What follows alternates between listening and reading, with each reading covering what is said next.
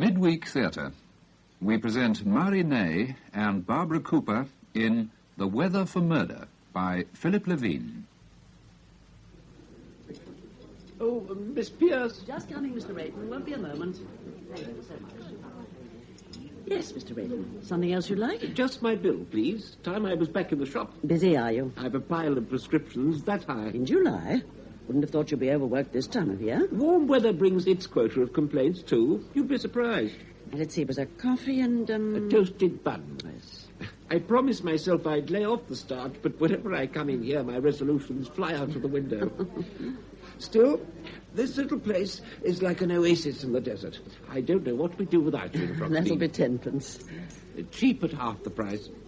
See you at tea. Yes, thank you, Mr. Rayton. I say, miss, what's happened to my order? I didn't take it, did I? No, it's the other lady, the short, thin one. Oh, dear. Waiting about 10 minutes now. Oh, coffee, was it? No, a pot of tea and a round of toast. Oh, I expect it's on its way. I'll go and hurry it up. Millie, have you seen my sister? Wasn't she in the shop, Miss Sarah? Well, if she was, I'd hardly come out of the kitchen, would I? Oh. Oh, here. Another typing machine upstairs? Very probably. Now, I want a pot of tea and a round of toast, and be quick about it. Right, Mum. Elsie? Elsie? Elsie?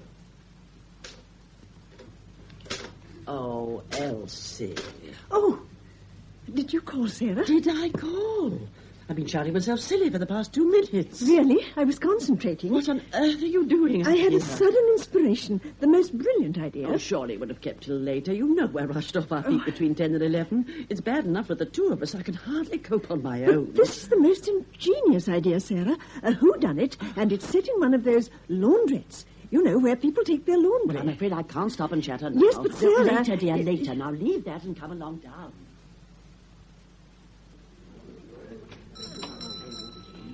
Oh, good morning, Sergeant Foster. Ah, hello, Miss Elsie. Very pleasant out this morning, isn't it? Ah, not that it make much difference to me. Stuck away in a miserable office. Wish I was back on the beat sometimes. Oh, but it's much more fun investigating, isn't it? The only investigating I done this week is to check on one dented mudguard and 2 lost cats. Oh, you know, I was hoping you'd drop in this morning. There Was you? something I wanted to ask you. Ah, picking my brains again, eh? What are you scribbling this time? Scribbling? I'm busily writing, if that's what you mean. Another thriller? I suppose you'd call it that. I'd have thought romantic novels would have been more in your line. Oh, I don't know. Some of our most successful thriller writers are women. Agatha Christie, Dorothy Sayers... Is that how you see yourself, eh? Another Agatha Christie? Oh, it's a trifle ambitious, I agree. But even she had to start somewhere. All right. What is it this time? Well, I've set my story in a laundrette, and I wondered, would heat destroy a fingerprint? Direct heat, certainly. Oh. Now, mild heat might preserve it. Yes. Ah, but if there's any moisture about, or steam or anything like that, they disappear. Oh, would they? Afraid so. Oh, what a pity. That's ruined everything. I shan't be able to use that after all. Oh, sorry about that. But you know what I could use right now? A nice, strong cup of tea. Think you might oblige? Oh, certainly, Sergeant. I'll bring it directly. Oh, Millie, is the roast in the oven? Yes, Mum. It's cream of celery today. You haven't forgotten? Oh, no, Miss Sarah. Cream of celery, roast or curry, date pudding and cheese to follow. That's right. Oh, how are we off for curry powder? Enough for today, but you'll need to order some more. Are you off shopping, Sarah? Just going. But I'll be back for the first of the lunches. Oh, have you typed up the menus? Yes, I've got them here. Fine. Put them round the tables. It reminds me, I must see if Malaz have got that sample in yet. What sample is that? The plastic tablecloth. Oh, surely not, Sarah.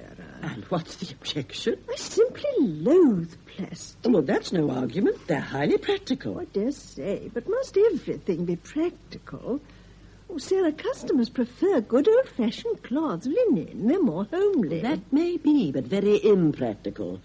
Do you know what our laundry bill is each week? It runs into pounds. Well, then, let's put up our prices. Oh, they're quite high enough already. Elsie, you may not realize it, but we barely make ends meet.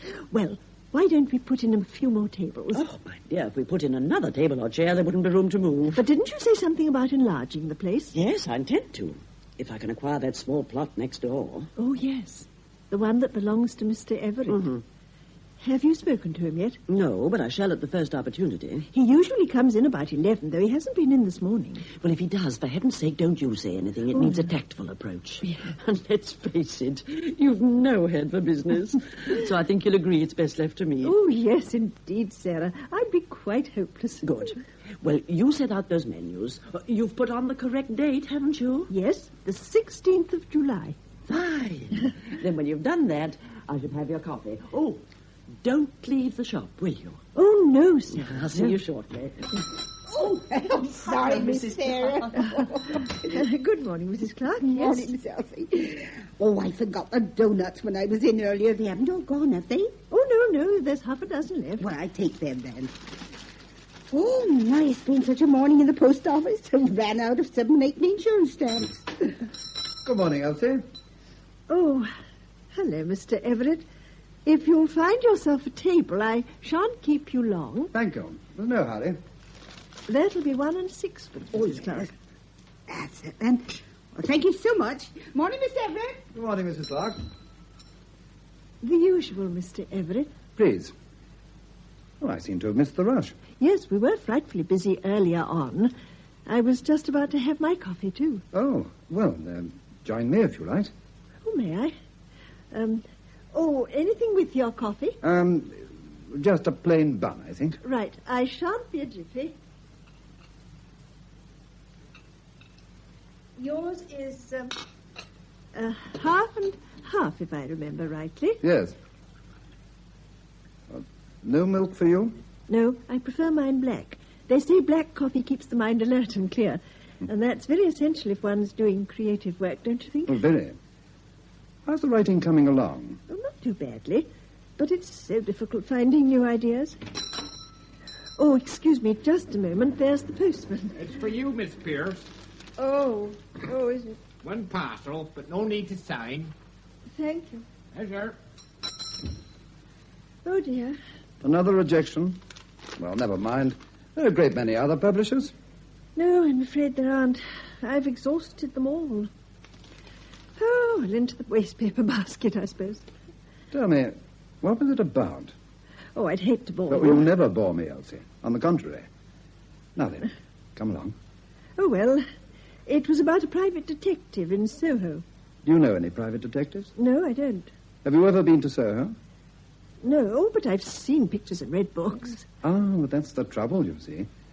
Surely it's best to write from your own experience. Possibly. But I could hardly write about Frockstein, could I? Oh, why not? You know Frockstein. Oh, it's so dull and boring, and this tea shop wouldn't make a very exciting background for a thriller. Oh, I wouldn't say that. At least you'd know the people. A murder isn't limited to any particular background or class. I bet there isn't a person anywhere who hasn't thought of murdering someone at some time. Oh, not you, surely, Mr. Everett. Oh, you'd be surprised. And whilst I remember, I wish you'd call me Victor. Oh, well, as long as Mrs. Everett won't object. Oh, why should she? Now, if you'll take my advice, Elsie, you'll start your next novel nearer home. I'll try. I must say I'm getting a little tired of rejection slips. I meant to ask you before, what happened to your dog? My dog? Yes, Dandy, wasn't that his name? Such a lovely Labrador with the best coat I've ever seen. I'm afraid I had to get rid of him. Oh, not destroy. No, I had to find him a new home. Oh, however could you part with But it him? wasn't through choice. Nora, Mrs. Everett, felt there wasn't room for him in the cottage. Oh. We've 1 or 2 fine pieces and, well, he was rather a large dog. Oh, what a pity. Yes, well, one has to give and take in marriage. I suppose so. And anyway, you've still got your dahlias. Well, no, I haven't, actually. Oh, haven't you? But I thought you had a wonderful collection. I did, but Nora doesn't care for dahlias. She says they attract blackfly, so we've switched to a herbaceous border. Oh, sad. No, not really. I must say those blackfly were a bit of a nuisance. But in spite of them, I heard that one year you took almost every prize at the county show. Oh, that's quite right, I did. Before you and your sister came here, before I remarried, several summers ago. Odd, when I think back now. Just Dandy and I. My dahlias, blackfly and all. Your wife's from London, isn't she? Yes, though we first met on a cruise. It's funny how that happened. My first holiday in years. She was a science teacher, you know. You wouldn't think it to look at her, but she's terribly bright. Good brain. Used to teach in the secondary modern. Well, we seemed to get thrown together on the cruise. Mm-hmm. We were never out of each other's company. Oh. And when I got back, I found I missed her. I wrote, and then out of the blue, she turned up here. And, well, that was that. Not terribly romantic, is it? Won't give you much copy, I'm afraid. Well, didn't your wife find it very quiet here in Froxteen? Well, at first, Nora was all for moving back to town. Then suddenly she changed her mind. I think it was the cottage. And I'm not surprised at that. It's adorable. Though I only know it from the outside, and I love that beautiful bay window. Yes, that's the lounge. Oh, is it? It looks rather like an inn with that, what do you call it, bubble glass? Bullion glass. Yes, genuine, too. Not this mass-produced stuff. Yes. It's a bit warm in the summer, but I must say I find it delightful. The only thing is, one has to be careful with the furniture or the sun can blister the varnish. I can't imagine a lovelier cottage for retirement, Mr. Everett. Victor. Oh, yes. I'm not completely retired, you know. Not by a long chalk. I'm still on the boards of several companies. Are you? Yes, Harmsworth, Mutual Investments, not forgetting McCowan's. What, the big London store? Yes. As a matter of fact, I'll be driving up to a board meeting tomorrow. You wouldn't be going up to town, would you? Me? Well, I thought perhaps I could give you a lift and we might have a bite of lunch together. Oh, thank you. Oh, but I rarely go up to town. Oh, well, some other time. Yes. Here's your sister. Well, time I was off. I'll take my bill, if I may. Good morning, Mr. Everett. Hello. I'm glad I've caught you. I wondered if I might have a word with you. Certainly. Here, Elsie, give these groceries to Millie, would you? Oh, yes, Sarah, yes. Well, now, Mr. Everett, I hope I'm not holding you up. No, of course not. What can I do for you? To come straight to the point, it's about that small vacant plot next door. I understand from my solicitors that it belongs to you. Yes, I bought it some years ago. It was part of the old Lingfield estate. Well, my sister and I were thinking of enlarging the shop. We're rather cramped here, as you can see. Well, if you're thinking of making an offer, don't make it to me. I'm sorry. I made over a few properties to my wife at the time of our marriage, and I have a feeling that's among them. Oh, I see. Well, there's no harm in your having a word with her. I'll tell you what. I'll mention it to her when I get back and ask her to telephone you. Would you? I'd be most grateful. But knowing my wife, I better warn you. She'll drive a hard bargain.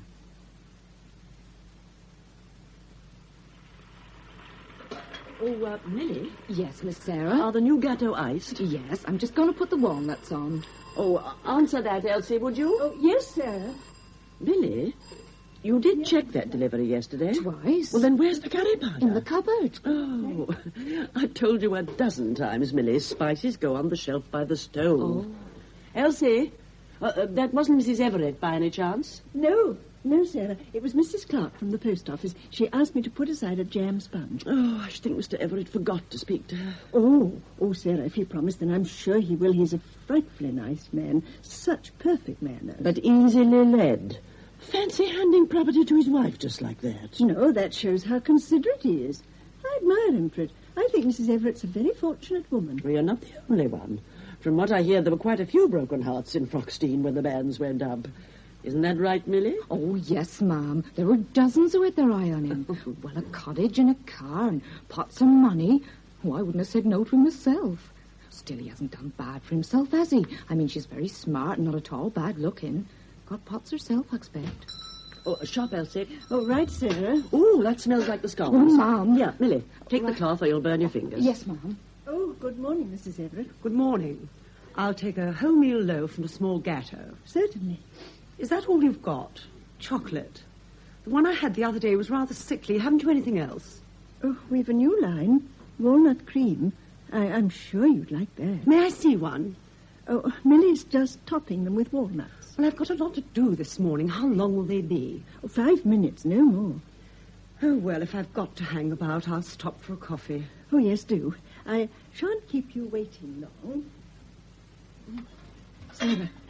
Sarah, Mrs. Everett's just come in. She's staying for coffee. Really? Yes, but would you believe it, Sarah? She said our chocolate gatto was sickly. Oh, what nonsense. We've never had any complaints before. I know. I almost gave her a piece of my mind. I hope you didn't. Oh, no, of course not. I persuaded her to try one of the walnut creams.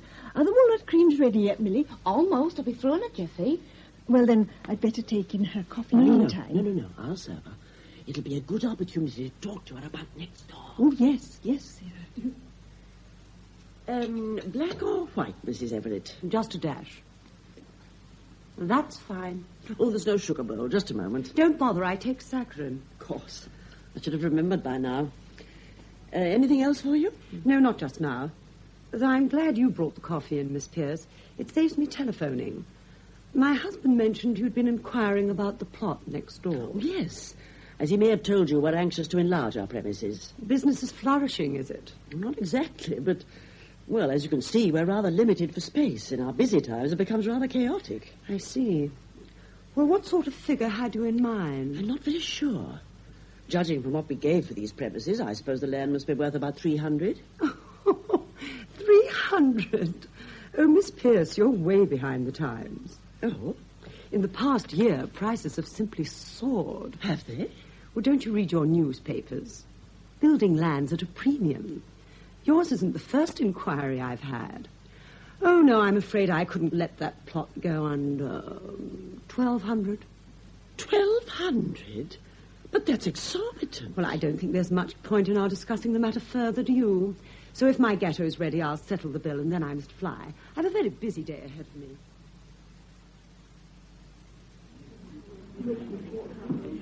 Oh, the heat. Elsie, if you're on your way to the kitchen, put on the other fan, will you? It's terribly close. I intended to, Sarah. Put on the other fan, Millie. All right, Ma'am.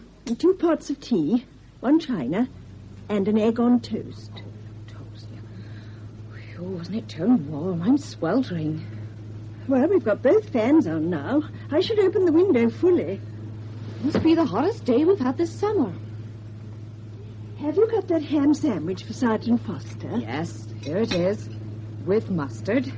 Oh, and that round of cinnamon toast. Oh, thank you, Millie. Your sandwich with mustard, Sergeant. Ah, thanks, Miss Elsie. I expect that uniform's a trifle warm this weather. Oh, you can say that again. Still, I suppose I should be thankful I ain't on traffic duty. I wouldn't fancy that with the thermometer touching 80. Is it as high as that? Yes, a sudden high ridge sweeping in from the Azores. Oh, is that what it is? That your telephone? Yes. Answer that, would you, Millie? Yes, Ma'am. It's all right. Millie's taken it. Oh, you know what you can do with an issue of tropical kit. Oh, I'm sure you'll feel refreshed once you've had your tea.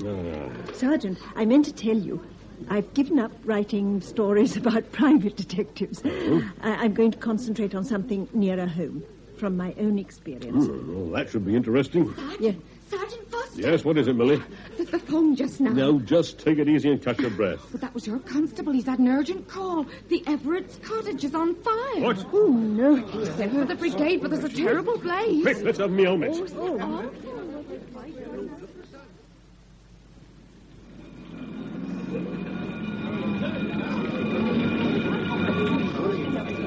I'm afraid there's little we can do, Sergeant. It's like a raging furnace in there. Just burn itself out. Are you sure there's no one inside? Well, my men couldn't get within 10 yards of the place. We can only pray and hope. How do you think it started?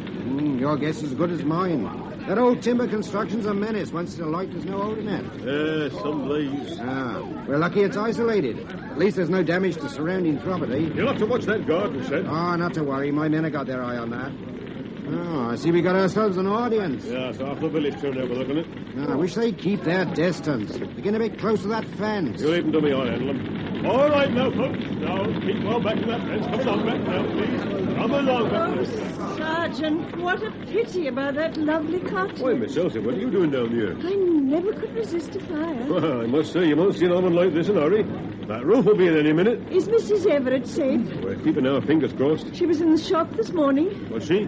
What about her husband? He's gone up to London for a board meeting. He mentioned something yesterday. Where was this meeting, did he say? Yes, he's the director of McCowan's. Oh, that's helpful. I'll try and get him on the blower right away. Now, do keep away from that fence, please!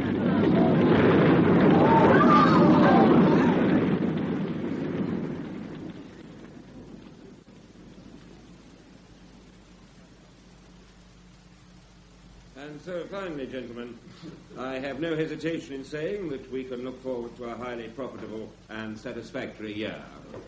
Oh, Mr. Everett. Yes, Miss Brown? There's a telephone call for you. Well, I can't be disturbed now. It's the police sergeant from Proxtine. He says it's extremely urgent.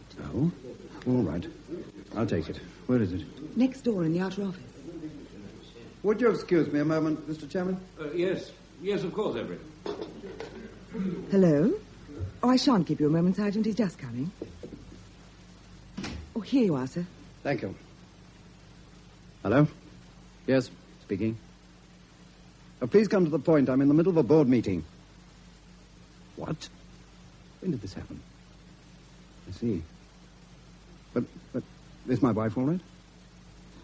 Well, if she returns before I get there, tell her I'm on my way back. Yes. Yes, I should be there by 6. It was good of you to call, Sergeant. Thank you. Miss Brown. Yes, sir? Get me a brandy, would you? Certainly, sir. The usual with soda. No. Make it a double. And neat. Honestly, Elsie, I don't understand people at all. They only have to hear the word fire and they start behaving like a bunch of schoolchildren. It's just natural curiosity. Well, I can't see anything natural about it. It's morbid, if you ask me. I've never seen such a stampede. You, Millie? But the place emptied itself so quickly, you'd have thought the tea shop was on fire. Well, you should have come too, Sarah. It was still burning when I left. Oh, poor Mr. Everett. He will be upset. Well, I hope he had the good sense to be insured. But that'll hardly compensate for the loss of such a charming cottage. And all the inconvenience, Sarah. I mean, where will the Everetts live? Well, they'll have to find a hotel. And to think of all their beautiful antique furniture. It'll be replaced if it's insured. Oh, but it's not the same. Be practical. One chair's the same as another. But they've lost everything. Except the garden shed. It's about time Millie was back. I'll have something to say to her, gallivanting off without so much as a by your leave. Oh, if she is now. And about time. Sorry, Ma'am, but the most terrible things happened. Oh? The fireman found a body in the cottage. Oh, no. Dear. It's Mrs. Everett, there's no doubt. Oh, to think she was only in here this morning. Now, use your handkerchief, Millie, for goodness sake. Are they certain it was Mrs. Everett? Yes, I heard the fireman say. Oh, how dreadful. Oh, it was terrible, Ma'am. They had a police car there, and she was all covered in a sheet. Oh, dear. All right, Millie. Now, just pull yourself together. Get the tea things washed up, and then you can go off. Right, Ma'am. Oh, poor Mr. Everett. Oh, yes. Poor man. But people get over these things like everything else. Still, we could offer to help. Help? In what way? Well, Sarah, it's an awful thought that the poor man will have to stay alone in some ghastly hotel room. Couldn't we offer to put him up for a day or two?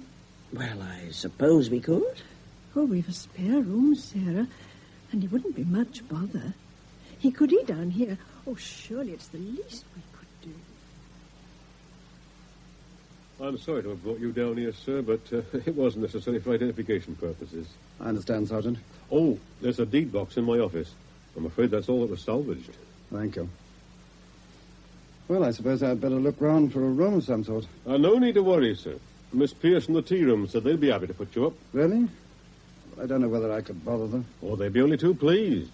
They'll be much more comfortable there than an hotel. And we shall need you for the inquest. Now, Doctor, you examined the remains of the deceased? Yes. Would you state your opinion as to the cause of death? Shock, following multiple burns to the chest and abdomen. I should perhaps add it was not possible to conduct a normal post-mortem beyond a routine examination of the throat and lungs. Due to the extensive burns? Yes, though after reading the fire officer's report and noting the position in which the deceased was found, I'm of the opinion that Mrs. Everett was asleep in a chair when the flames enveloped her. Thank you, Doctor. Go on, Victor Everett. Victor Everett. I swear by Almighty God to tell the truth, the whole truth, and nothing but the truth. So help me God. Do take a seat, Mr. Everett. Thank you.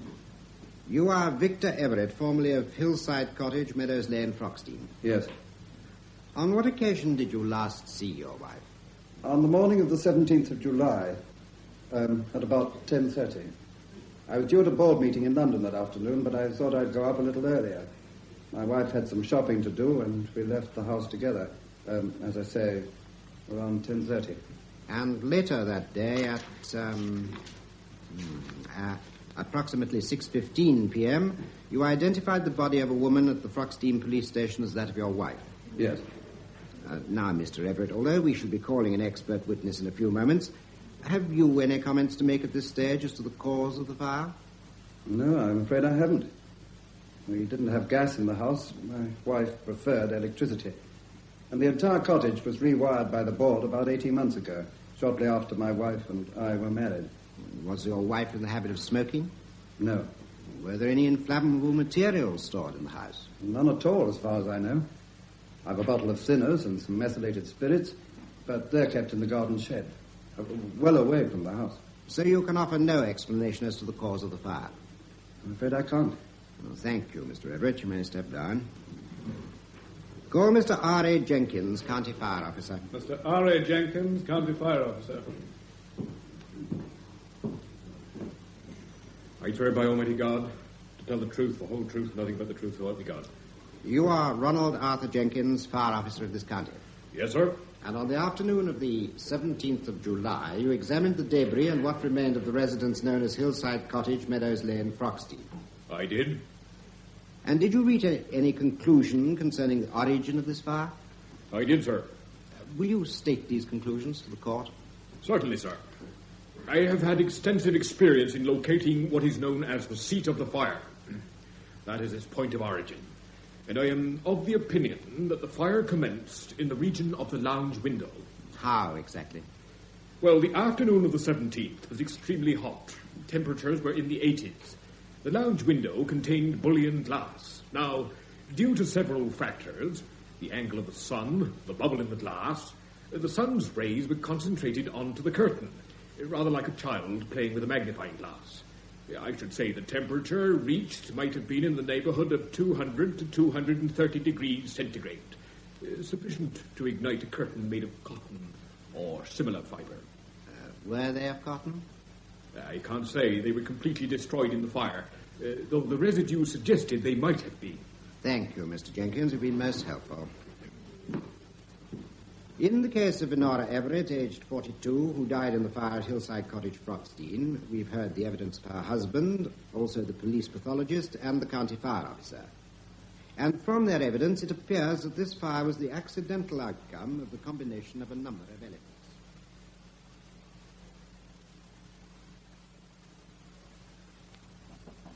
Come in.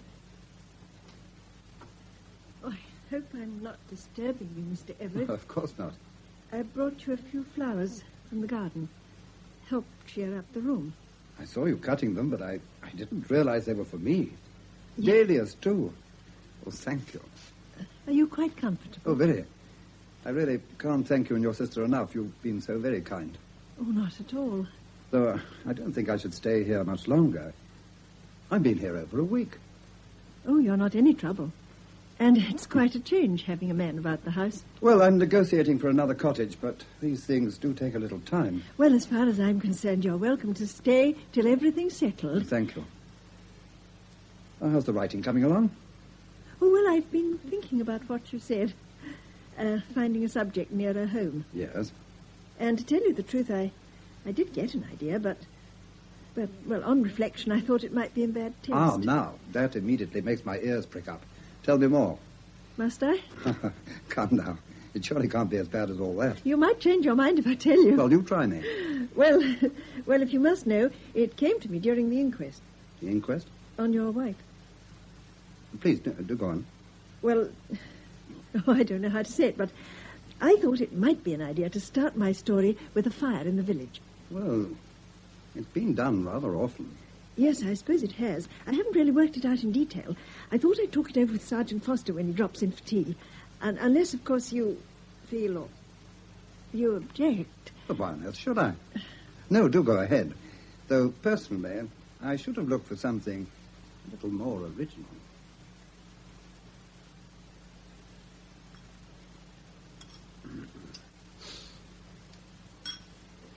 Have you seen the Gazette, Sergeant Foster? What's that? There's a picture of you and Mr. Everett leaving the coroner's court. Oh, is there? Oh, those reporters, they just can't leave well alone, can they? Mr. Everett's turned away slightly, but it's a very good likeness of you. Well, let's see. Good grief, that's an insult if ever there was one. Take it away. Oh, by the way, I noticed you at the inquest, Miss Elsie, scribbling away in your notebook. Did you? Yes. You see, finding myself in a coroner's court amidst tragedy, as you might say, I had a sudden inspiration. Oh, not for another thriller. Why, yes. Surely it's best to write from your own experience. Now, you watch your step. That sort of thing can upset people, you know, and you could find yourself with a libel suit. Oh, no, my village would be entirely fictitious, Sergeant. I was going to call it Medborough or something far removed. I shouldn't think of causing anyone offence. Well, who's your choice for a victim? Well, I had in mind an attractive middle-aged woman. I say. That's pushing coincidence a bit too far, isn't it? Oh, yes. Yes, I see what you mean. Oh, well, she could be young, I suppose. It doesn't really matter. What about method? Given that any thought? Well, to be honest, the thing that sparked me off, forgive the pun, was the idea of the bullion glass. But instead of it being an accident, in my book, the fire's caused deliberately. Sounds a bit far-fetched to me. As I dare say it is.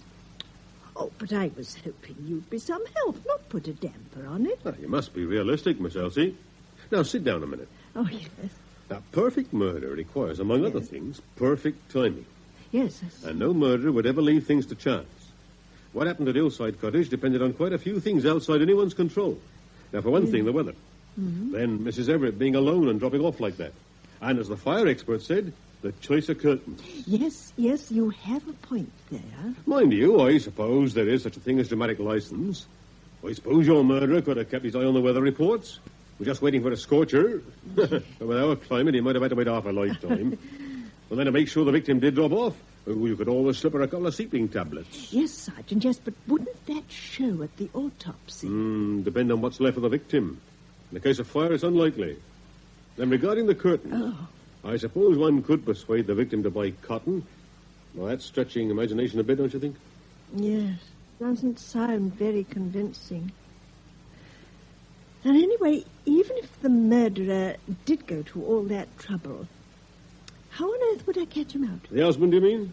Yes, how would I solve it? Well, that's your little problem, isn't it? I'm no writer. Although, for what it's worth, in my experience, criminals invariably have to lie somewhere along the way. And the trouble with liars is they have such bad memories. Sooner or later, they'll drop a clanger.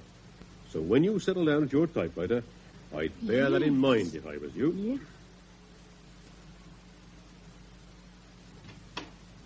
Oh, forgive me, Elsie. I didn't realize you were in here. Oh, do come in. Oh, thank you. The pot's still warm. Would you like a cup? Oh, thanks. No, don't you get up. I'll see to it. Would you like a second one? Oh, It'd give me pleasure to serve you for a change. thank you. Sarah's at a club committee meeting. Well, another? She can't sit still for a moment. Always doing something. Been like that all her life, even as a child. It must get rather lonely for you. Oh, I'm used to it. I'm afraid that's one thing I've never got used to. Loneliness. I'm a person who needs companionship. You are? Thank you. You must miss her dreadfully. Who? Your wife. Oh, yes. Yes. I'm sorry.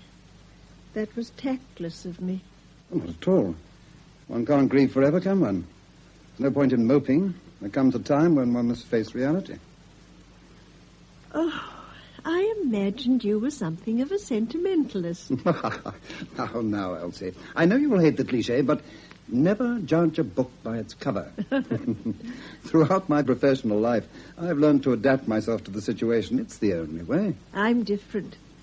I've never been willing to accept second best. That's probably why I've remained an old spinster. Not old. Oh, come now.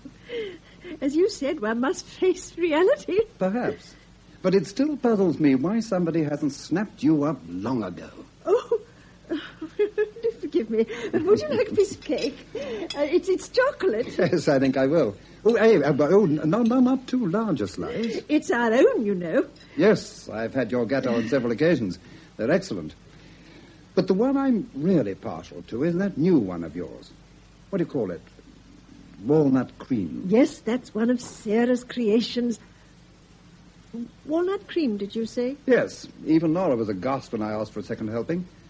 Oh, don't look so surprised. I have a very sweet tooth. I'm sure you must have noticed. Yes, of course. Oh, what is it?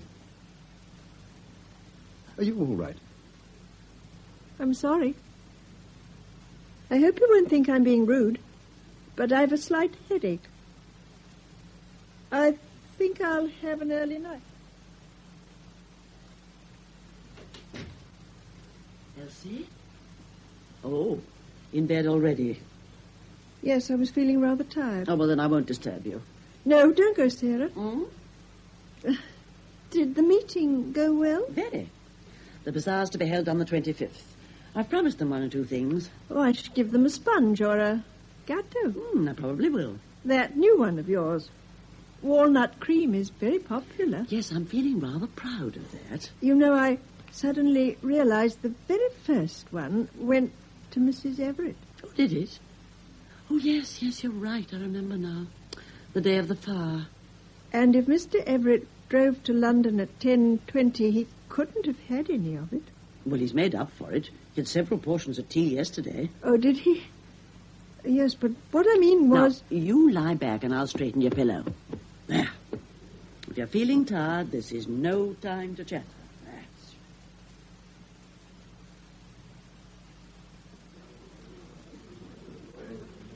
Your tea cake, Mr. Rayton. You'll be the ruin of me, Elsie. Here you're looking a trifle pale this morning. Had a bad night? I didn't sleep too well. You ought to try a nightcap. Or maybe you need a tonic. Come across to the shop. I'll fix you up. Oh, no, I don't think it's anything to worry about. Well, whatever else you take, don't let me see you with a prescription for sleeping tablets. Although I sell them, I don't approve of them. It's a bad habit to get into. No, I've never taken any. Well, I shouldn't start. Confidentially, if you knew the number of people who take sleeping tablets, you'd have a fit. In this village, too. Really? Mrs. Turner from the Manor. No. Bert Parker at the pub. Old Mrs. Denton. Mr. Everett. Charlie Mr. Miller. Everett, did you say? Yes, I thought that would shake you. But I filled a prescription for him not a fortnight ago.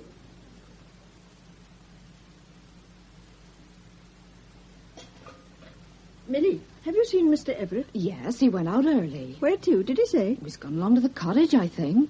What, Hillside Cottage? I expect so. Fancy going back there.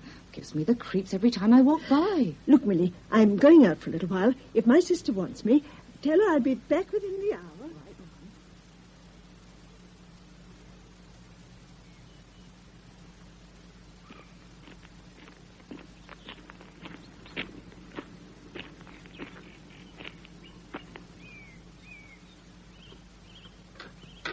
Who's that?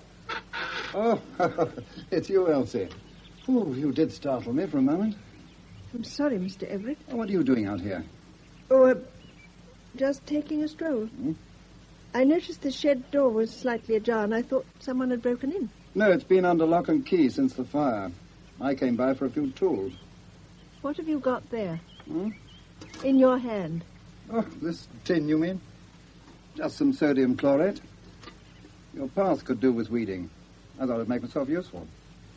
You don't mind my helping out in the garden? No.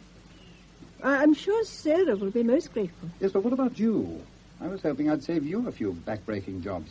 Oh, well, thank you. Elsie, I have a confession to make to you. You... confession? Yes. Trouble is, where to begin? Is it about your wife? I can see no one can keep things hidden from you. The truth is, we didn't get on very well. During the past 6 months, it became almost unbearable. It was as much as I could do to sit in the same room with her. Oh, I escaped whenever I could. You know, your little tea room was a haven to me. Oh, the fire was a shocking, dreadful thing to have happened, but if I'm to be honest, I'm not unhappy. Far from it. Why are you telling me this? Because well, with everyone offering their condolences, it's been a great strain having to keep up this pretense. I needed to tell someone. Who better than you? Oh. You were up rather early this morning, weren't you? Always been an early riser.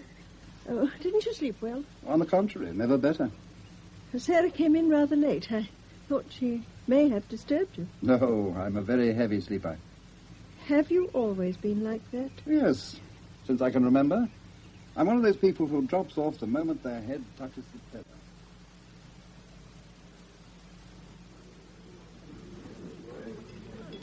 Oh, Mrs. Clark, you haven't by any chance seen Sergeant Foster, have you? No, hasn't he been in? Not yet. Oh, he's probably over at the county court. I think he'd be in later on. I can't see him missing the roast. Oh, by the way, Miss Elsie, is Mr. Everett still with you? Yes. You know, my husband and I offered to put him up, but you got in first. Oh, I don't doubt he's comfortable here. Not much trouble, neither, is he? Oh, none at all. No. Awful thing to have happened when you come to think of it. He's such a nice man, so considerate to her, although she was a bit of a so-and-so. Yeah. You know, I've never known a man worry about his wife's health and comfort as much as he did. Really? Yes. You know, she was very susceptible to rheumatism, was Mrs. Everett. No. Oh, well, nothing serious, but he'd never take any chances with her. Now, this would take a lot of believing, but do you know, he used to ring me up at the post office daily to put him through to London for the weather report. Never missed a day throughout the summer, just in case of rain. Now, wasn't that considerate? Yes. Very. Oh, my gracious goodness, look at the time. I'll have a queue of customers at the counter, I'll bet. Oh, yes, Sergeant Foster, now. Hello, Mrs. Clark. Oh, I can't stop just off the way, Sarge. Is the roast still on, Miss Elsie? Yes, yes, it is. I'm so glad Oh, well, a you've come generous in. portion for an hungry cupper. Then maybe we'll talk. Go on at the double, I'm famished. Oh,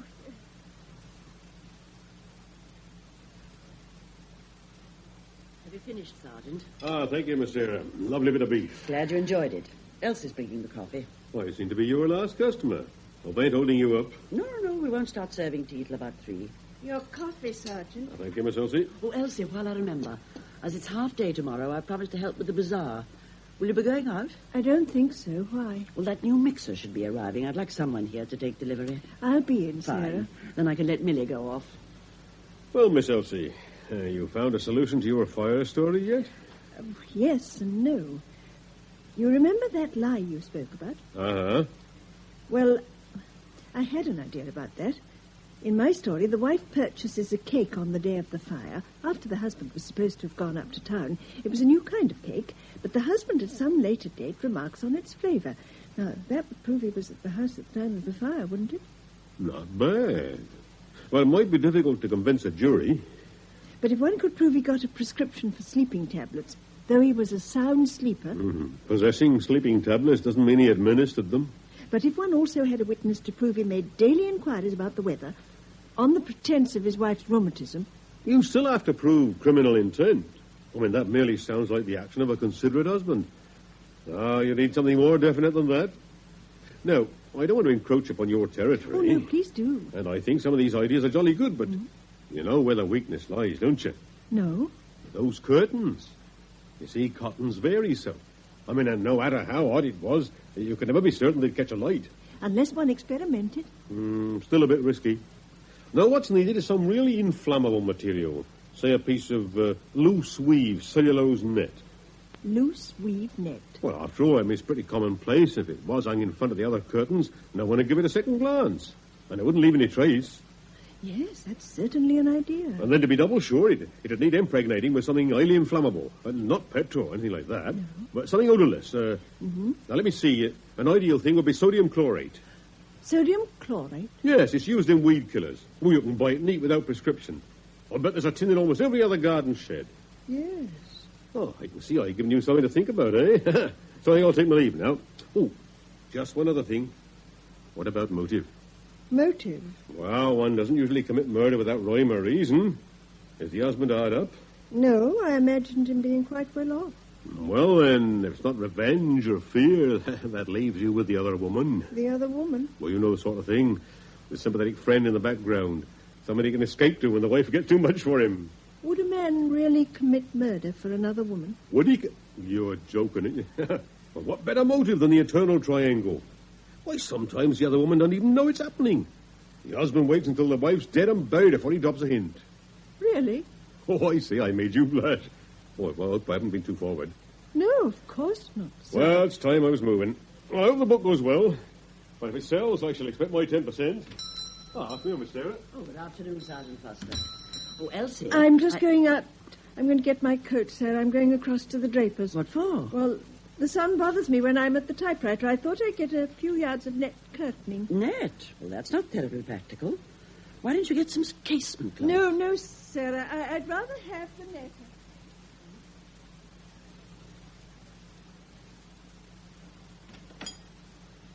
Afternoon, Miss Pierce. Something I can get you? Yes, Mr. Potter. I want a few yards of loose weave cellulose net. Nothing like knowing what you mean or what you want, is there? Have you such a thing?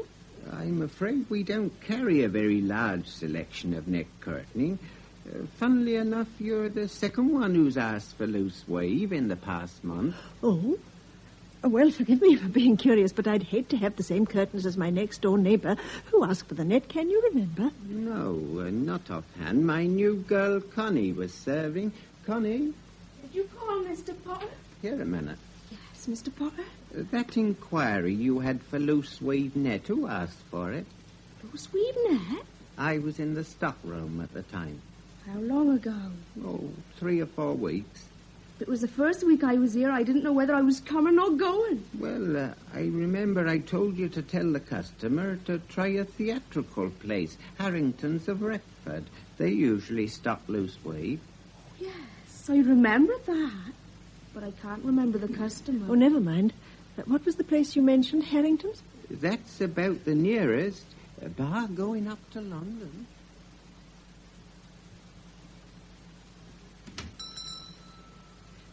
Sarah. You didn't have any luck, I see. No, I shall be going into Retford tomorrow afternoon. Tomorrow? But you were going to take delivery of the mixer. Oh, was I? Oh, dear. And I've already bought my ticket. Oh, well, you might have told me. I've already given Millie the afternoon off. Perhaps she'll stay if you ask her. Oh, really, Elsie? You are the limit.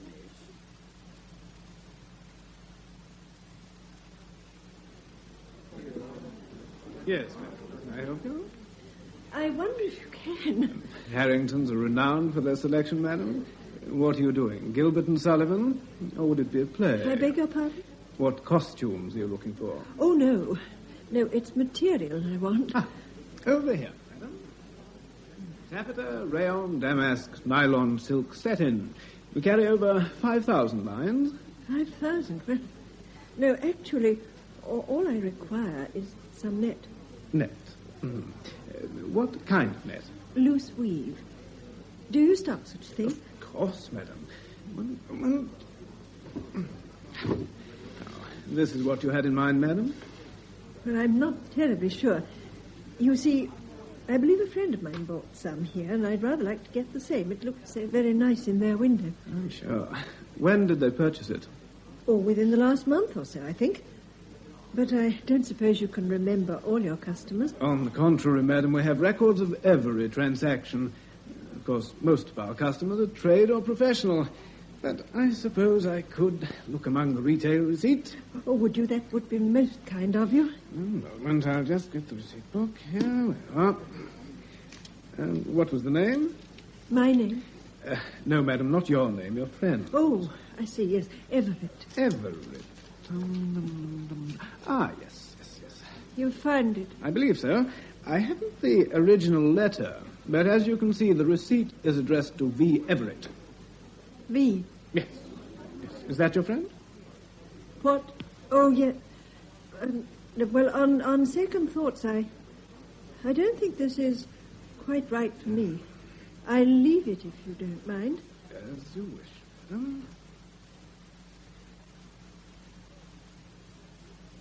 Good afternoon, Miss Pierce. Looking for Sergeant Foster? Oh, yes. Yes, Constable, I was. Is he about? Oh, you just missed him, but he should be back shortly. Can I take a message? No, but I would like a word with him as soon as possible. Perhaps you'd tell him I called. Oh, certainly. I'll put a note on his desk right away. Oh, Millie, it's you. Yes, ma'am. Oh, dear, I do wish you wouldn't creep about like that. What are you doing up here? The laundry came. I put yours in your room. This is for Mr. Everett. Is he in? No, he went out after lunch. The mixer arrived. Did it? Oh, it isn't half smashing, all red and white with ever so many gadgets. Well, I'd better get rid of Mr. Everett's laundry, I suppose. No, I'll put it in his room. Oh, Lily. right, Mum. Oh, thank you. You can go off now. Oh, thank you, Mum. See you tomorrow.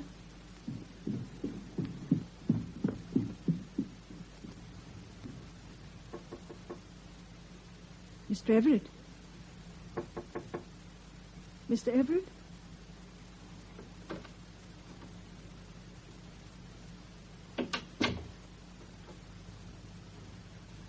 Oh. Now I wonder... A deed box. Why, it's open.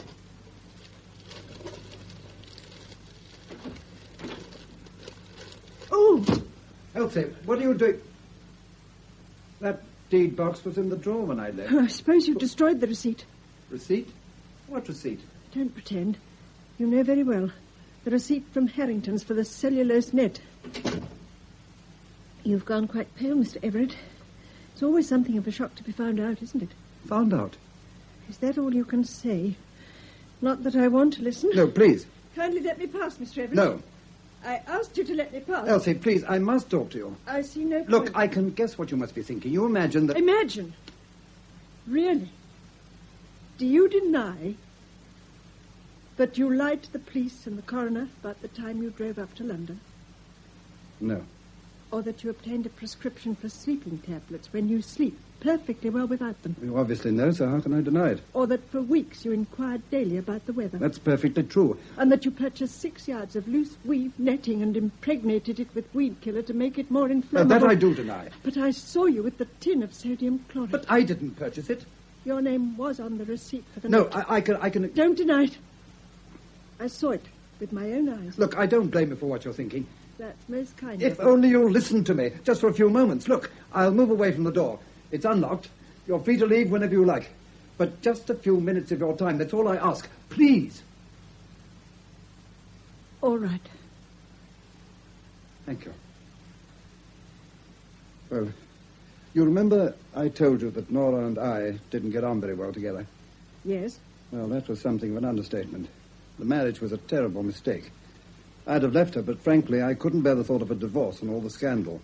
And if you ask why she stayed, I can tell you in one word. Money. But I thought she was quite well off. Oh, believe me, when I married her, I wasn't concerned one way or another. But she deliberately lied to me about her income. The fact is, she hadn't a penny. There was little doubt why she married me. You were quite right. On the day of the fire, I was at the cottage for lunch. Then why did you? All in good time. After lunch, Nora went across to the hatch to pour out the coffee. There was a mirror facing the table, and as I looked up, I saw her drop some tablets into one of the cups. I imagined it was her saccharin, but as she turned, I realized that my cup was the one with the tablets. She'd handed you the wrong cup. So I thought. I suppose I could have said something, but it would only have led to an argument. Nora was never one to admit a mistake. Then what did you do? Well, there was no dessert, and she asked me if I'd like some gatto, the walnut cream. I said yes, and while she was cutting it, I swapped the coffee cups. She didn't notice? No. She suggested we take our coffee into the lounge. It was rather close in there, I remember. I wanted to get off to my board meeting, but Nora insisted I rested for a few minutes. We both sat there without a word, when suddenly she dropped off. I was very grateful and crept out and left for London. During the drive, I reached for my handkerchief and found a small tube in my pocket. What tube? Nora's sleeping tablets. Mr. Rayton said he supplied them to you? He did. Nora rowed with everyone, including the local GP. Phenobarbital's on prescription, so I had to pretend they were for me. It was the same with the weather report. She got a sudden mania about her health. If I didn't check, she wouldn't step out of the house. But what were the sleeping tablets doing in your pocket? You may well ask. I'd seen them on her dressing table earlier on. It was full. But now, 3 tablets were missing. What? I didn't know what to think. Then after the board meeting, I received the message from Sergeant Foster. He didn't mention Nora, but during the drive back, I felt uneasy. It suddenly struck me that Nora might still have been in the cottage. Understand, I was confused. Supposing those sleeping tablets were meant for me. She drugged my coffee and planted the tablets in my pocket to look as though I'd taken them myself. And the fire wasn't just an accident. I realized that if traces of phenobarbital were found in Nora's stomach, it might prove very embarrassing, to say the least. That's why I lied about the time. Everything was destroyed in the fire except that old deed box. Nora used to keep odd bits of correspondence in it. I didn't look through it until after the inquest. I knew about the sodium chlorate, but it wasn't until I found this that I was certain Nora had tried to murder me. Murder you? Yes. Look at this. What is it? It's a brief note from Harrington's confirming her order for the cellulose net. But the receipt was marked out to you, V. Everett. Her name was Venora. I called her Nora for short. Venora? But then, why didn't you go to the police? Well, what purpose would it serve? Another inquest, more questions, reporters? Besides, I'd have had to admit I lied about having lunch at the cottage. And after all, if I could lie about one thing, I could lie about the tablets, the weather reports, and even that order for the net. Yes. I'll make no bones about it, Elsie. I was afraid. I don't say I would have been found guilty, but there was always that possibility. Yes. There is still, if you go to the police. But that's up to you. I shan't stop you. You're free to leave whenever you like. Come in. Oh, yes, Millie. What is it? Sergeant Foster's on the phone, ma'am. Said you left a message for him. Oh, yes. Well, look, Millie, apologize for me, would you? Tell him it wasn't frightfully important. I'll call him back later. Oh, yes, ma'am. I believe you, Mr. Everett. Thank you. Thank you. But I still think you were very foolish to lie to the police, and if you'll take my advice, you'll dispose of that weed killer. I have. But keep that note from Harrington's. It proves you're innocent. And if my novel's published, someone may put two and two together. But surely you're not going to... Oh, don't worry. I'll change the names. Besides, everyone's bound to say it's far-fetched, but I'm sure it'll sell. I've no doubt. Well, thank you again, Elsie. And if there's anything I can do for you at any time, you won't hesitate to ask, will you? Well, just watch over my dailies, that's all. And, oh, there is just one other little thing. Yes? Please don't think I insist by any means. I'd hate you to feel that, but my sister's terribly anxious to acquire that little plot next door. Oh, she can have it. Oh, no, we'll pay the market price, Mr. Everett. Please, Elsie. Not Mr. Everett. Oh. Victor. Now, Elsie, I need your signature. Here, Yeah. here, and here. Yeah. It's terribly exciting, isn't it? Fine. Now, this can go straight off to the solicitors. And the builders should be able to start early next month. Oh, I'm so pleased. I can't tell you. It wasn't easy. Mr. Everett was a hard nut to crack. I had to fight every inch of the way. Did you? But finally I got him down to 200. How clever of you. It's a good job one of us has a head for business. Oh, it certainly is. I have to hand it to you, Sarah. Oh, you're the practical one.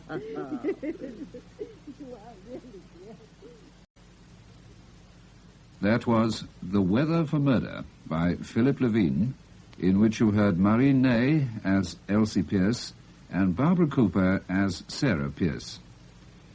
Mr. Rayton was played by Derek Blomfield, Millie by Peggy Butt, Sergeant Foster Julian Summers, Mrs. Clark Vivian Chatterton, Mr. Everett Derek Birch, Mrs. Everett Stella Tanner, Miss Brown Zibber Mays, Coroner John Brining, Mr. Jenkins William Edel, Mr. Potter Louis Stringer, Connie Angela Piper, and the costumier Donald McKillie.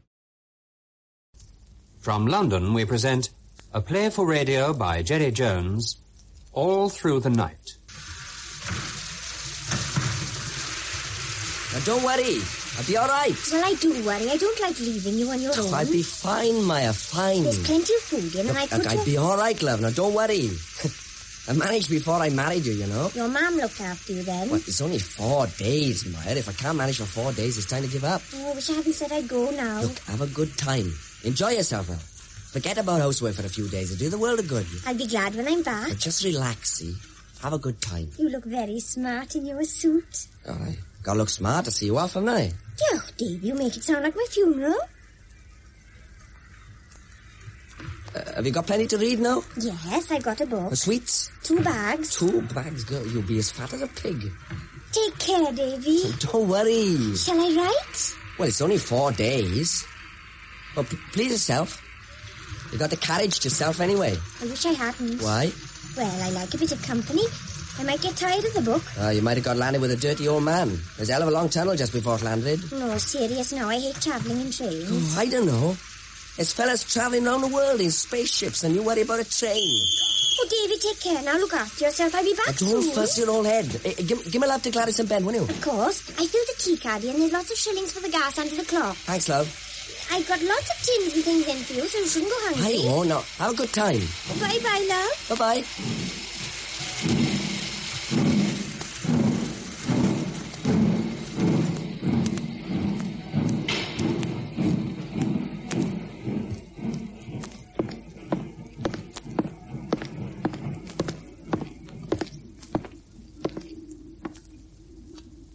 Well, that's it? She's gone. Has she gone? 4 days then, Davy. That's right. Oh, I never thought it would happen. No, me? We must be careful. Don't worry, everything's going to be fine. I feel so strange. What do you mean? Oh, I don't know. Just strange. Oh, it'll be all right. It's getting chilly. Shall we go? Yes, I suppose so. You haven't changed your mind, have you? Of course not. Well, let's go. What if somebody sees us? Well, there you won't. It's getting too dark anyway. All right, then. Hey, you're looking lovely, Mary. Lovely. Oh, let's go, Davy.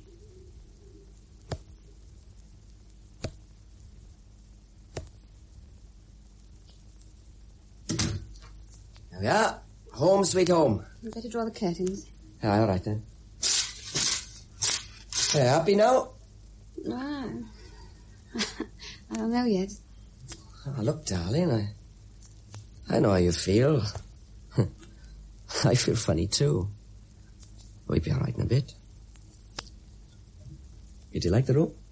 Well, it's clean. You bet it's clean. Maya works like hell, man. Now, let's not talk about Maya, shall we? Okay. What's the photograph?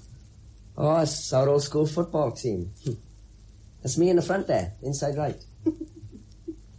You were very thin, weren't you? I'm not so fat now. Were you a good football player? Oh, terrible. I only scored 1 goal in 2 seasons, and that was a mistake. The ball hit my head and went in the net. I was out cold for 10 minutes. Who's this? That's my dad. He's dead, isn't he? Yeah, he's dead. He died in a pit. A lot of men die there, don't they? Oh, it's not so bad now. He was very good looking. Do you like living in this house? I've seen worse. Have you seen better? But in this town, Anywhere else? I've never been anywhere else. Well, I hate this town. I hate every grey, depressing bit of it. Why'd you stay? But because you're here, that's why. Is that enough? At the moment, it is. What does that mean? It means that I've got hopes. Hopes that one day you'll realize there's more to life than you've got here. I'm happy enough. Are you? Are you happy to spend every day of your life working like a slave, coughing and spitting your way to old age at 40? And at the end of it all, you've got is a place in Dolgeth Cemetery with a white tombstone that turns black in 6 months. Look at this room. It's dead. Dead furniture, dead wood, and dead photographs on the mantelpiece. You're not happy, Davy. It's just that you don't know anything else. Well, what the hell brought all that on? You think the Welsh are God's chosen people, don't you? Well, they're not. Mary, darling, what's got into you? God, I've never seen you like this before. Oh, listen, Davy. Every morning when I wake up, I know with a sinking feeling that for the next 24 hours I'm going to breathe the rotten, coal-filled air of Dolgeth. And every time I watch the 11 o'clock train leave the valley for England, I cry inside because I'm not on it. Believe me, Davy, every day of my life I cry about that train. If you hate Wales so much, go back to England. Nobody's asking you to stay. It's not as easy as that. Oh, yes, it is. All you got to do is get on that 11 o'clock train you cry about. One day I will. One day I will. Oh, Davy, give me a kiss. No. I was beginning to think we'd never get round to it.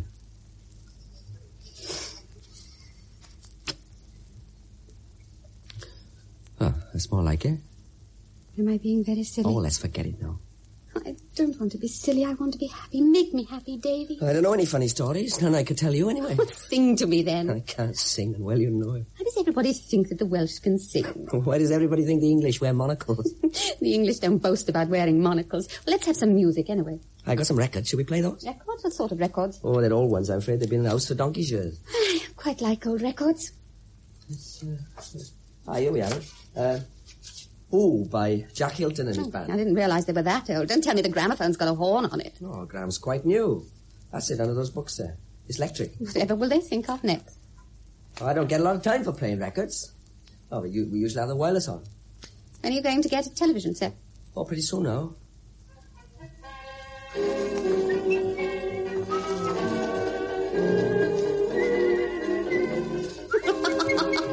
There you are. What's that? Oh, David, marvellous. I feel like I'm in an old film. It takes me back a bit. You know, it used to be Dad's favourite, huh? Many an evening, he put it on, and him and Mam, they danced around the room like a couple of daft things, all whirling and whirling, all Mam laughing and screaming. Then Dad, he'd get a pain in his side, he'd have to sit down. Oh, Mam used to dance in slippers. Red slippers they were. I remember after she died, I found them in a cupboard. I looked at them, and I felt them, and I could remember Mam dancing. They were good times, Mary. Gone forever. Davy, you're a sentimental old man.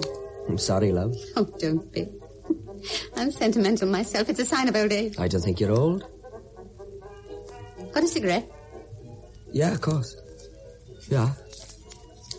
Thanks. Davy, look at your hands. They look as though they've been burnt. Well, if it's pretty hands you're after, you better pick someone else, hadn't you? Darling, don't let's jump at each other. That's right, don't let's.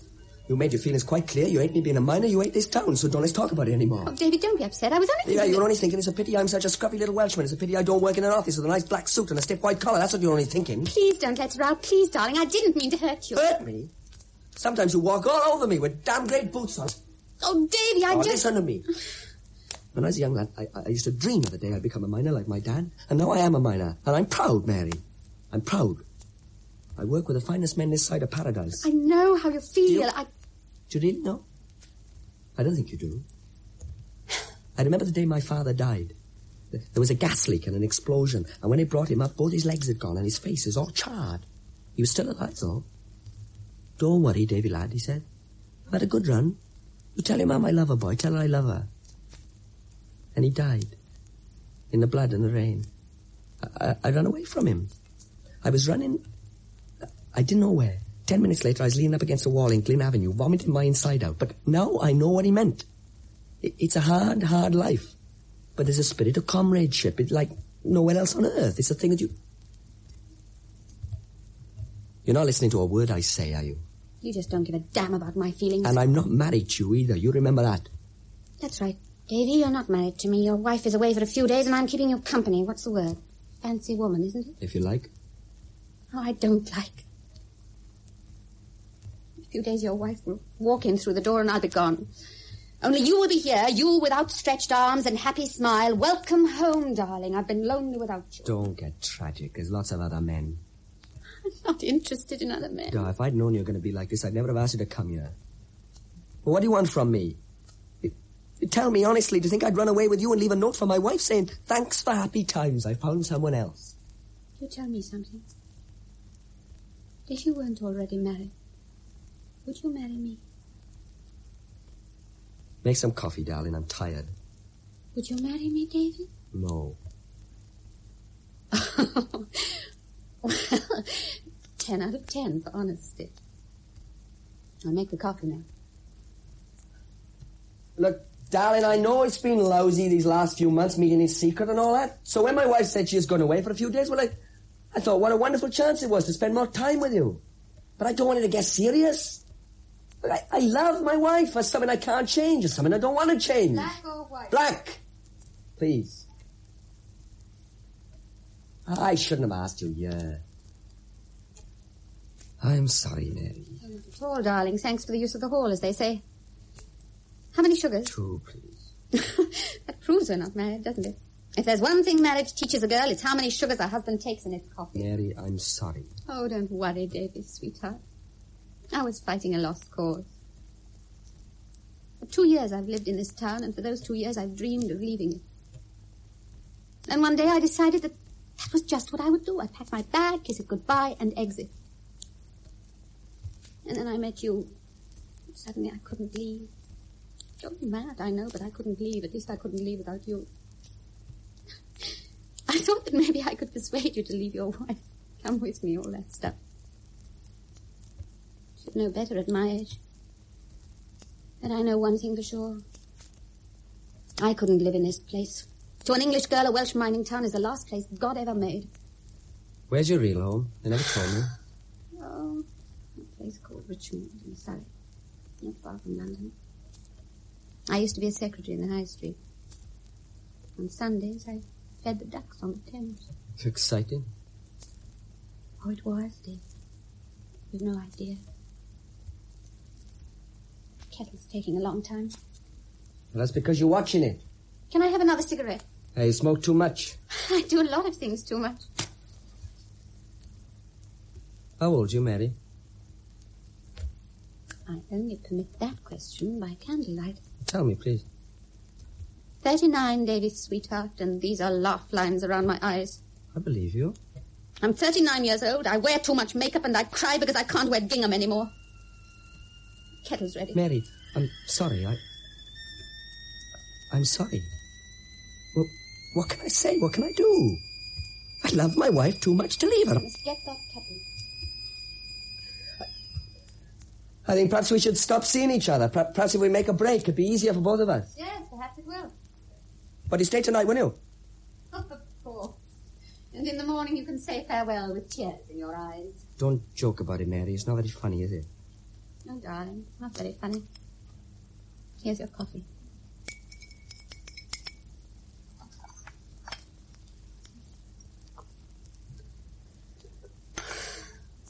Make a good cup of coffee. It's a trick I bought off a beggar man. The secret's in the way you boil the water. Perhaps I should open a coffee bar full of bamboo chairs and bullfighting posters. Call it the beggar man's tip and make £1 million and live in Switzerland. And you, Davy Morgan, you could tell your friends that you once knew a millionaire. Yeah, I could. You could even have a brass plate outside the door. Rich Mary slept here. Maybe I should have made tea instead. Then we could have read our cups to see what the future has in store. I don't think I want to know. Nor do I, Davy. The future always looks black to me. I prefer to think of the past. Oh, maybe the past was awful too, but when you look back on it, it always seems nice. It's like holidays, Davy.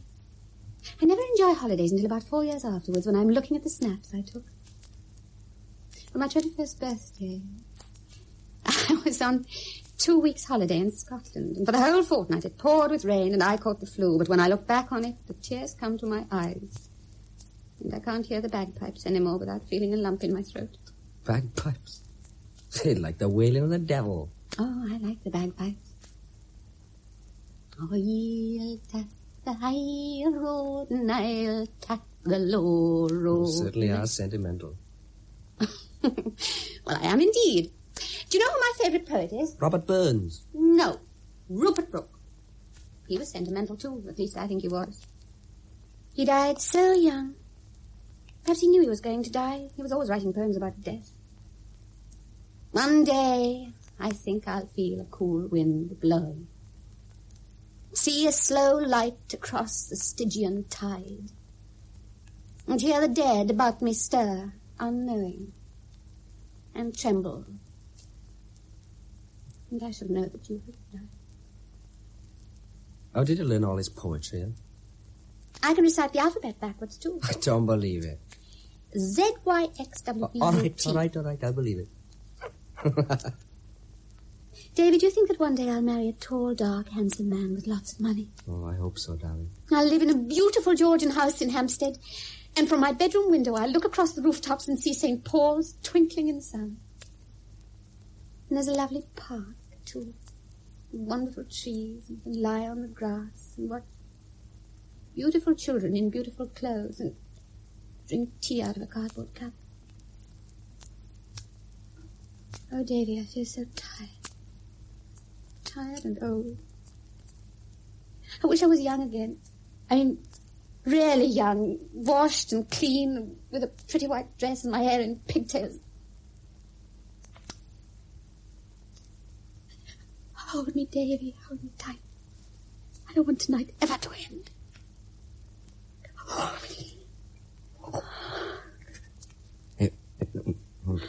Mary, take it easy. Oh, sure. Sure. I tell you what, let's get drunk. Drunk? Why not? Why not, indeed? Let's get drunk, forget the old ruddy mess.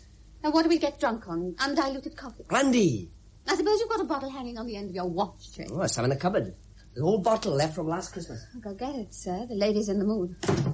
It is? Untouched by human lips. Ah, there's some glasses. What would my guide mistress say if she saw me now? Well then, 2 tumblers. Lord love you, sir. You are a caution. Here, I give you a toast. To all disapproving persons behind the lace curtains, damn their eyes. And turn their tongues to feather dusters. Come on, drink up, darling. There's a long bottle before us. Cheers.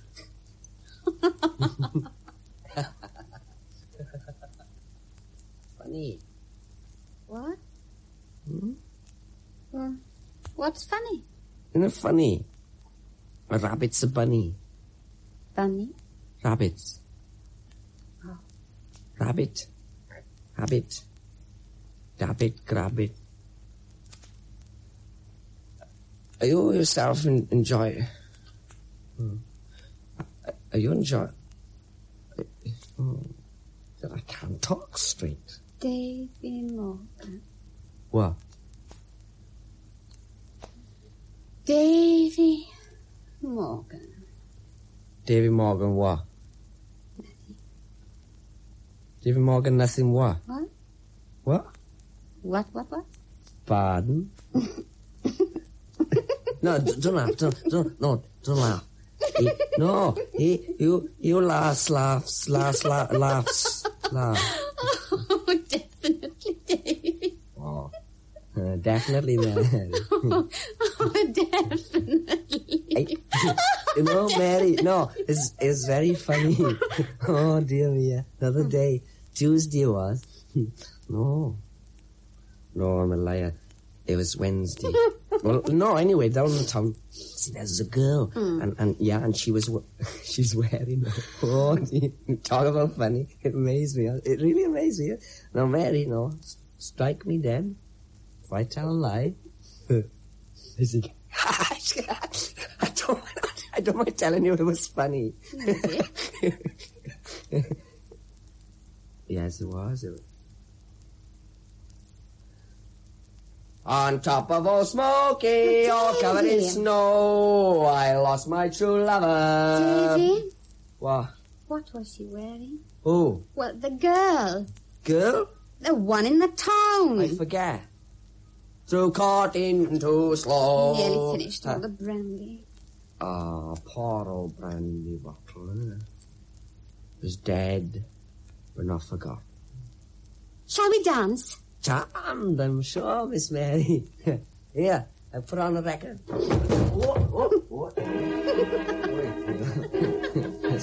Here we go then, Mr. Morgan, and the first one to fall down is a sissy.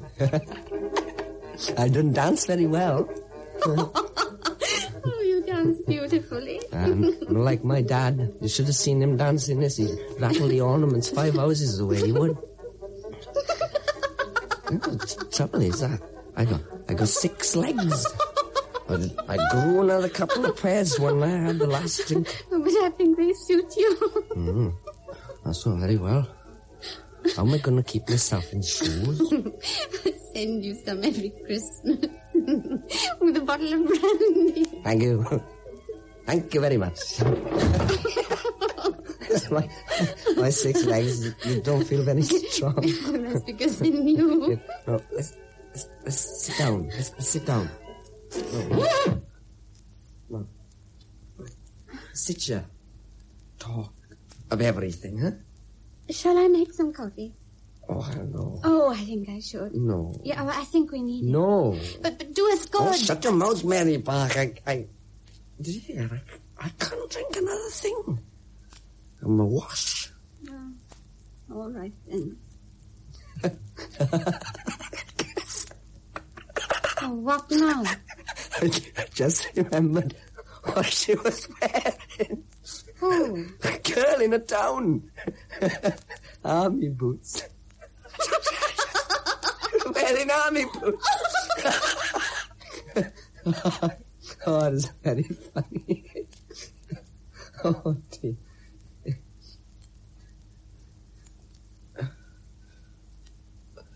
I feel tired. Tired to death. So do I, Davy. Tired to death. Tell her the truth, Mary. Our brandy finished me, I think. Come on, let's go up. We'll help each other up the wooden hill, huh? But mind the third step is not very safe. Come on, help me up. I don't feel very safe either. I'm afraid it's the blind leading the blind. Shall I tell you something? What? When I imagined tonight, I thought of you carrying me upstairs in your arms. That's only in the films, Mary, love. That's only in the films.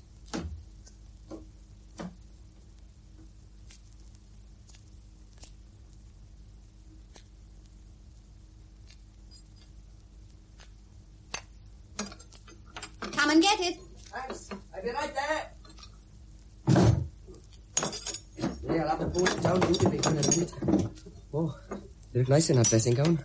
Housecoat is the word, darling. Housecoat, then. Toast okay? Yes, just the way I like it. Can I steal another cigarette? In my pocket over there. Thanks, honey. I wonder what those people out there would do if they knew that I'd been staying with you. No idea. I bet they'd shave my hair off, dump me in the pond, and shout witch. Perhaps. Sanctimonious lot of hypocrites. Oh, why does the first cigarette always taste like rope? Quick! Hide in the back kitchen. Who is it? How the hell do I know?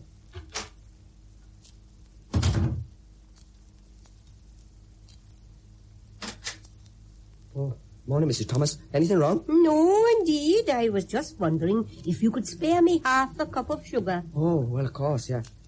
Just a minute, I'll get it for you. Oh, thank you, Davy lad. That's kind.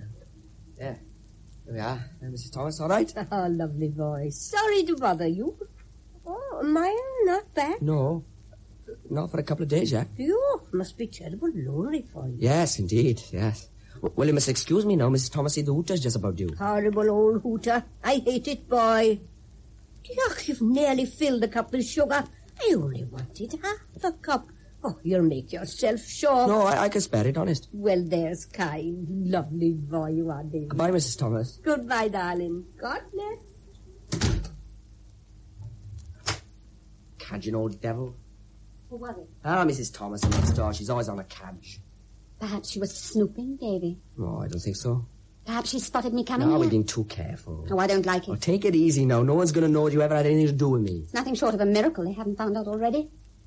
Maybe it's because they couldn't believe such a thing possible. Not from Davy Morgan, the nice young Davy Morgan who loves his wife so Leave my much. wife out of it. Oh, well, that's a good one. Leave my wife out of it, he said. Look, you should have gone last night. It was a mistake to stay. Yes, it was a mistake ever to meet you, Davy, darling, but I've spent my life making mistakes. Well, start learning from your mistakes, love. It's not too late. Thank you, sweetie. Any more cherry mottos up your sleeve? Smart remarks don't suit you. And bored indifference doesn't suit you. I'm not indifferent. I hate this as much as you do, but we said all there is to say. We've got no choice. That's right. We have no choice. Anyway, it doesn't matter anymore, does it? This is a final performance. Oh, please, darling. What the eye doesn't see, the heart doesn't grieve. More tea? No, thanks. I gotta go. Just like that. I've got to go. Just like that. Yes, Mary, just like that. Oh, Davy, I overestimated you. I thought you had sensitivity. I was wrong again. I'm always wrong. We had all this out last night. You agreed this was the best way. You agreed to go without fuss, so why be so contrary this morning? Mary, quite contrary. How does your heart ache? Look, I'm going now. Tonight, when I get back from the ship, I want you gone. Gone for good, you understand? Well, that's it then. The last breakfast. Goodbye, Mary. Not even a kiss?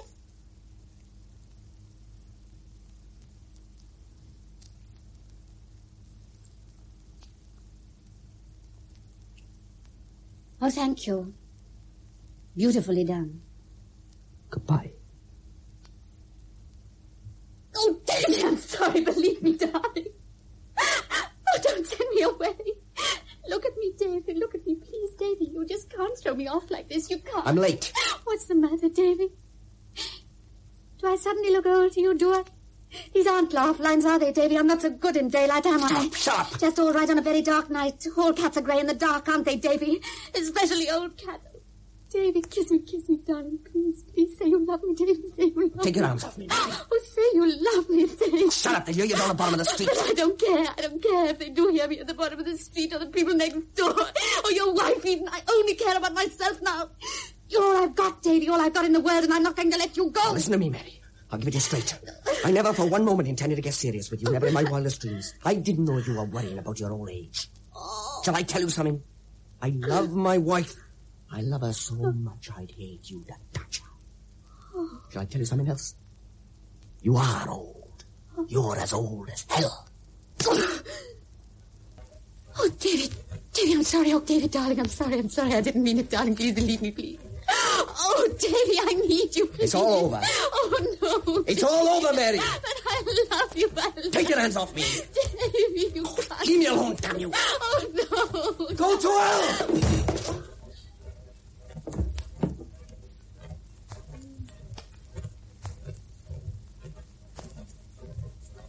Mary? Mary? Mary, I didn't mean to throw you so hard.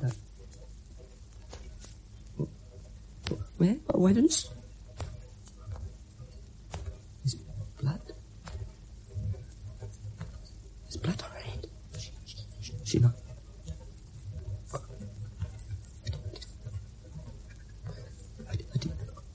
God, what have I done? Mary, sweet Jesus, I didn't mean to kill her. Mary! Oh, God help me, please, God help me. What's that? Me, Tommy. Come on, now, we've been here for work. Just a minute, Tommy, just a minute. Why, let me in then. We've got that in the truck. Yeah, just a minute. I've got to cover the body with something. Blanket. That's it. Blanket there. There's one in the hand cupboard. Come on, Davey, open up. What the hell are you playing at? I'm coming. That's it. Covered over. No one around it. Think of something. I think of something tonight when I get back. Oh, about ready time too. Sorry, Anyhow, here's the inner tube. Where shall I put it? What? The inner tube, man. Where do you want it? Oh, thanks. I put it in the hall, yeah. You feeling all right? Yeah, I'm all right. You look like you've seen a ghost. I put a tube on a coat stand. Gonna have a storm, I think. What? I said it looks like we're going to have a storm. And hurry up, Davy. For Pete's sake, the hotel will be gone in a minute. All right. I'm ready. If I get in trouble for being late, I'll paste you one. Sorry, Tommy. Sorry. And there's the ready hotel now. Come on, man.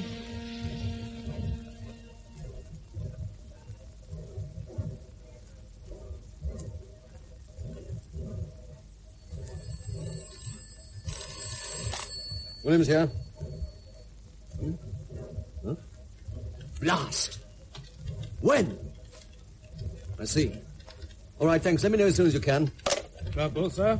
Number 18 district's threatening a stay-down strike. The deputy's trying to find out the cause now. I've asked him to let me know as soon as he can. I'll bet that charge man's the trouble there. What's his name? Evans is charge man on the 18th district. Yes, Evans, that's the man. Pain in the backside ever since he came here. So we haven't got enough problems. Coal stocks piling up, can't sell the ruddy stuff, and now men going on strike. Wonder what the hell it's all about. Well, that's a position. Either the management agrees to reinstate those two men, or we stay down. On no account must there be any weakness. Do I make myself clear? Yes. Hey, how long do you think we'll be down here? As long as we have to. Food and stuff will be sent down to us later. Hey, what's the matter with you, Morgan? You have a face like a wet week. I'd like to back out of this. What the hell does that mean? It means I'd like to back out. That's what it means. Well, give me a reason, man. I want to go home tonight. Call that a reason? Hey, listen, Morgan, we'd all like to go home tonight. Each and every one of us. You're not a shining exception, boyo. Well, what about Danny? And Lou and Tom? Ask Tom there. Go on. That's right, Davy. My old man's very ill, as you know. She could go any time. But I believe in this strike. But Tom, lad, look, when you get to the top again, your man might be dead. You'll be down here. She'd die up there all alone. I believe in this strike, Davy. Well, I don't, and that's straight. Yes, up there. What about you, Danny? Your wife's expecting, isn't she? Don't you think she wants you by her? She'll understand. Oh, she won't, boyo. She'll understand damn all. She'll say what I say, that you're a lot of ready school kids playing games. That's enough, Davy Morgan. Shut up. No, I won't shut up. What the hell are we striking for? 2 men who've got to suck. Those men are a load of rubbish, and you know it. It's a principle, Morgan. Principle, my fat aunt. We're striking because of you, Evans. Because ever since you become charge man, you've been a grade A troublemaker. You're a little tin pot in a hair shirt, Evans. That's what you are, a tin pot Hitler with a grudge against everyone up top. There's only one person can benefit out of all this, and that's you. And well, you know it. Give me that bull about principle, I'll spew all over you. Shut your mouth, Morgan, or by hell I'll kill you. It'll take a better man than you to do that, Evans, but you're welcome to try. Hey, listen to me, everyone. Listen. This strike is not just about 2 men laid off, and damn well you know it. It's because bit by bit the bosses up top are clamping down on us. It's the thin end of the wedge, that's what. Yes. First, a couple of men laid off. Then, a few more. Then before you know where we are, we're all out of work. We've got to stop the rot before it spreads. At the moment, the mines are producing far more coal than the country needs. I don't have to tell you that the livelihood of each and every one of us is threatened. We must protect that livelihood, and we must protect it now. Hands up. All in favor of a stay-down strike. Yes, all right, Evans. You're outnumbered, Davy Morgan. The strike is on, and you are stuck with it. Hello? Bill? Get this. Today, Dolgeth Colliery is the scene of the latest stay-down drama. 100 miners have decided to remain below ground until the management agree to reinstate 2 men who were sacked yesterday. A few minutes ago, a spokesman for the strikers phoned from the bottom to say the men were in high spirits and determined to see it through. The management state that an early solution will be found, possibly within the next few hours. That's all, Phil. Get it in pronto, mate. See you later. Well, you talk to me about the depression. Well, what do you know about it? Well, come on, then. What do you know What about the hell it? do you know about it besides what you read in books? Come on now, break it up. If we've got to stay down here, it's going to be bad enough without having rows to refine. Well, he makes me sick with his stuff coming about the depression and general strike of soup kitchens. I'm as good a socialist as an ex-Pooklofty, but I don't want it for breakfast, dinner, and tea. You tell him to go wave his red flag somewhere else. Davy boy, come over here for a minute. Sit here, that's it. Now listen. Old Evans may be a bit of a big mouth, but he's got our interests at heart for all that. His father died in the pits, Davy. Died because the bosses couldn't be bothered about such things as safety. And anyway, miners were 2 a penny. My dad died in a pit too, Lofty. You just remember that. I do remember it, Davy. And that's why I say we miners have got to stick together, boy. Oh, Lofty, listen to me. I don't give a monkeys about politics. I've got to get up top for a personal reason. It's something I can't explain. You can tell me. No, I can't. I wish to God I could, Lofty. Lofty, it won't last long, will it? I don't know, boy. God, I'll go mad. Why don't you tell me what's wrong, Davy? A trouble shared is a trouble halved, you know. Oh, go to hell. All right. Have it your own way, boyo. Morgan's in a funny mood today, boyo. Indeed he is. Never seen him like this before. Usually he's such a quiet lad. Wants to get up top something terrible, he does. Can't think why. His wife not even home. Well, mine is. She'll probably hit me over the head with a sink when I get home. God always strikes, she don't. The way Davy Morgan's going on, you think his life depended on his getting home. True enough. Hey, perhaps he's got a fancy woman at home while his wife's away.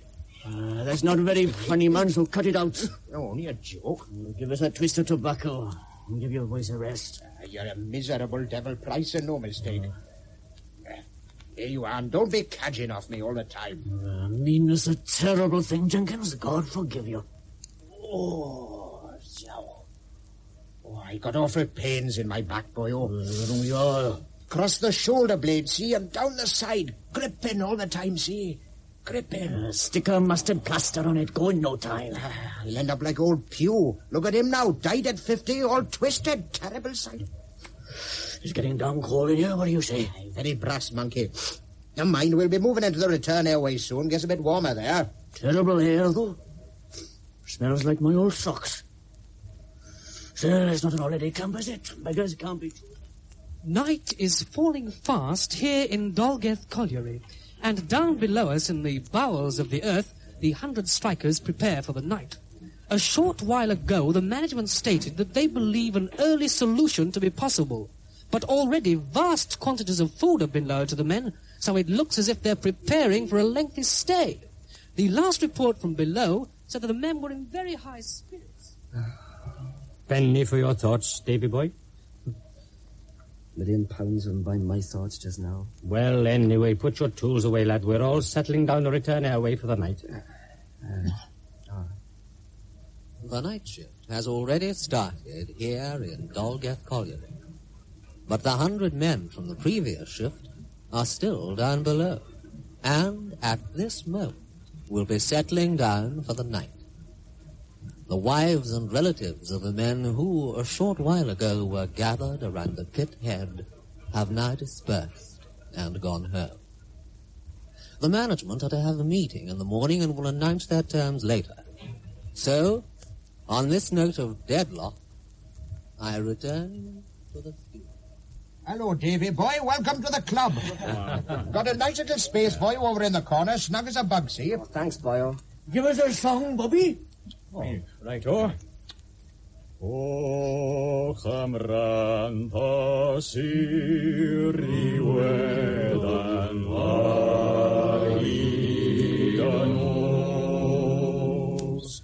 duma fori frogoniant ariganos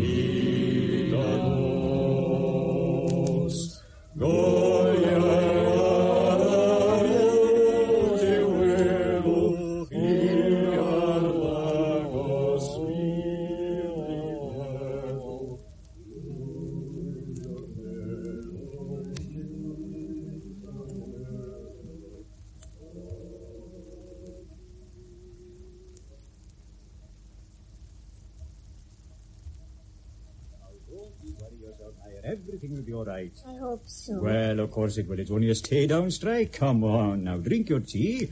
There's no need to fret, is there, Gladys? None at all. Anyway, he's probably a lot happier down there with the lads than he'd be at home all by himself. All the same, I think I should be there. Nonsense, my love. What good would he do? I don't know. I only know I should feel happier. Well, they probably come to an agreement first thing in the morning, and then you'll have travelled all that way for nothing. I'd still feel happier. Oh, dear. Gladys, you talk to her. My love, I know how you feel. But you and Davy are young, and he isn't in the easiest of jobs. Before you are finished, you're going to have to face many crises, so you'd better start learning to ignore the small upsets. But surely a miner's wife should be with her husband in times of trouble. But he's not in trouble, that's just what we're saying, isn't it? Oh, listen, Meyer, he's down there of his own free will. Nobody's making him do it.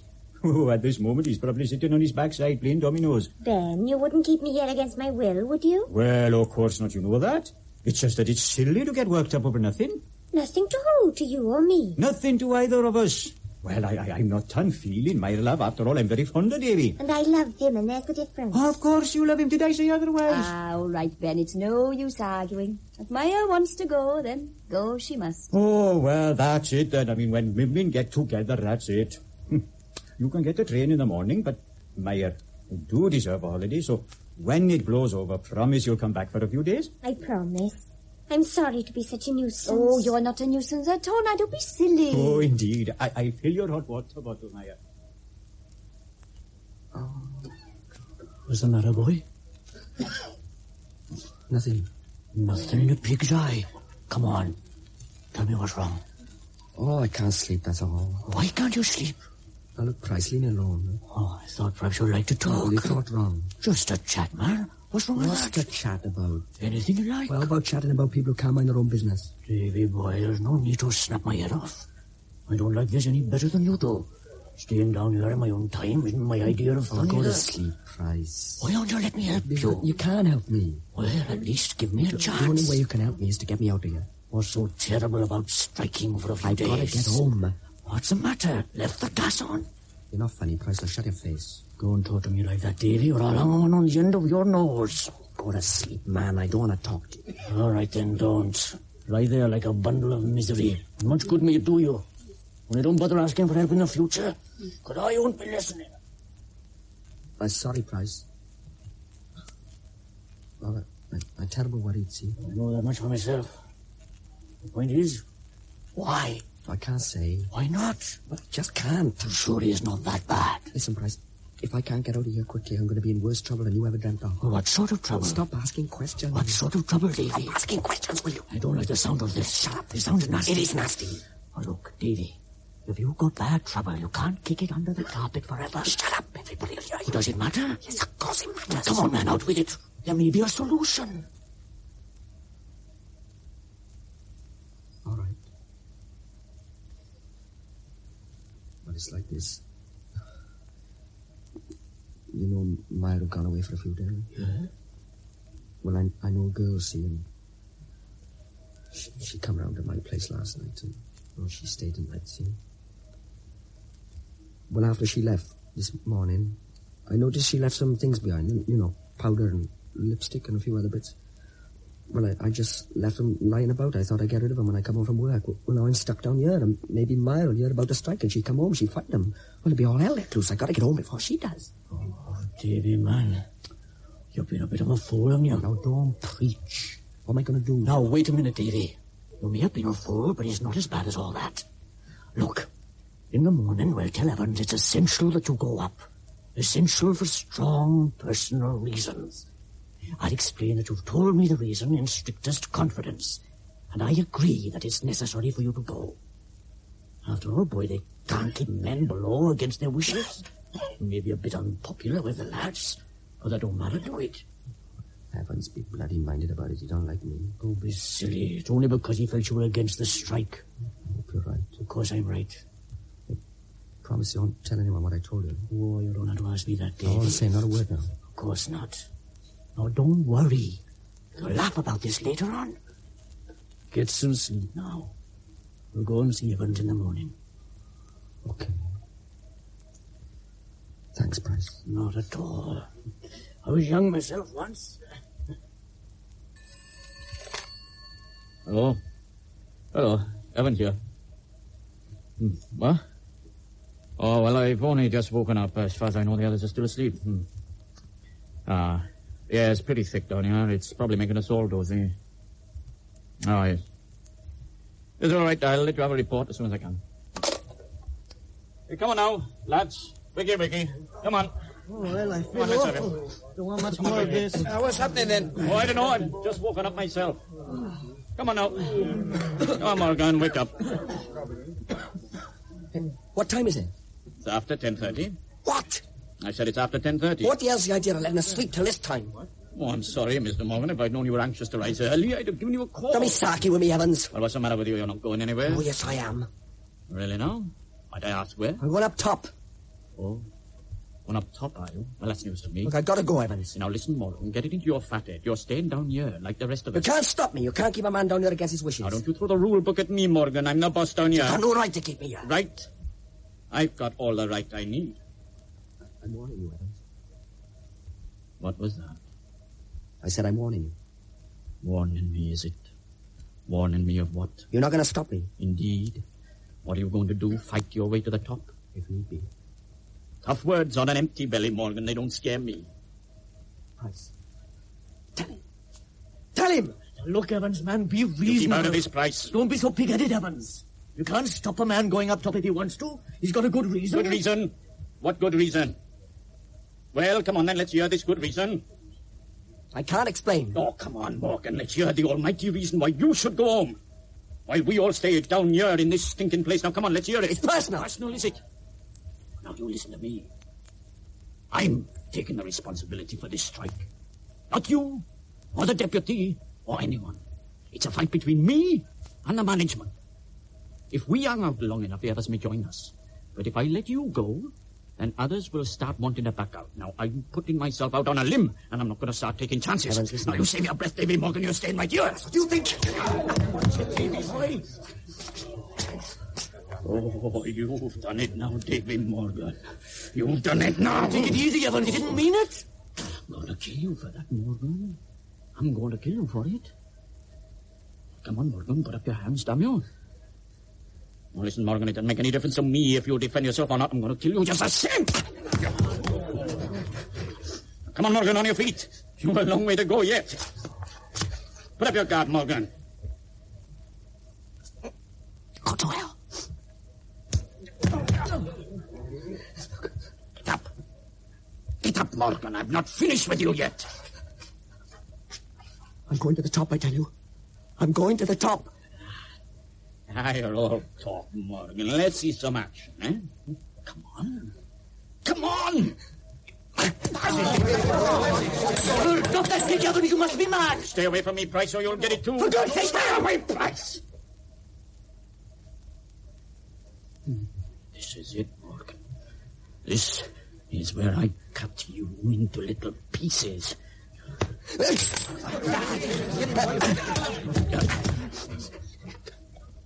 You're not cutting anybody up, Evans. Damn you. Listen to me, Evans. I'm going up top. You understand? And nobody's going to stop me. Nobody.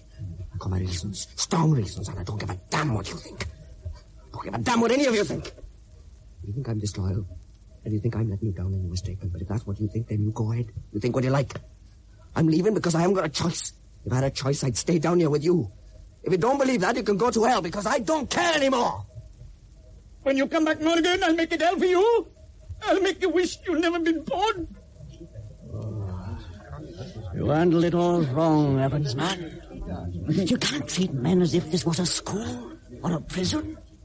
You can't force people to do things. Union or no union. You only wanted to go home. It wasn't really so very important. You made too much of it, man. Too much of it.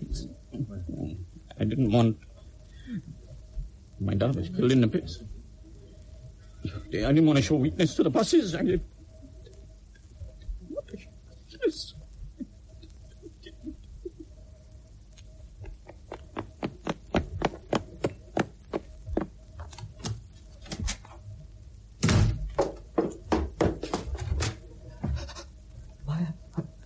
Davy, what's happened? I don't know. What's happened, Davy? Happened? Davy, please. How long have you been back? Only a few minutes. 2 minutes. When I came in, this blanket was on the floor in the corner, and this note was on it. What? This note, Davy. Note?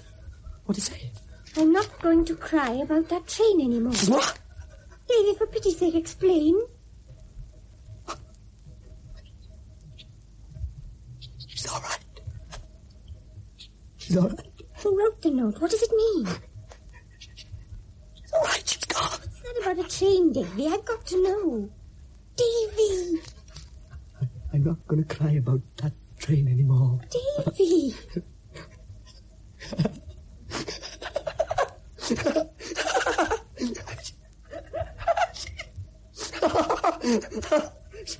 She was.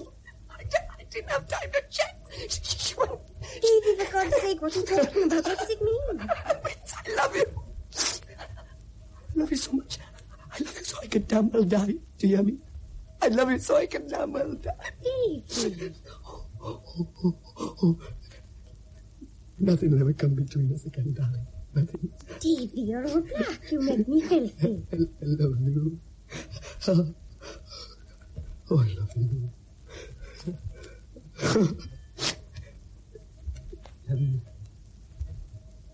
11 o'clock.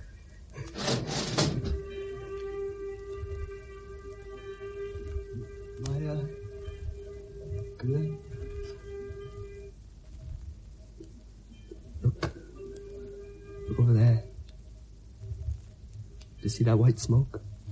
Yes? That's 11 o'clock train for England. Oh, poor Maya. My poor Maya.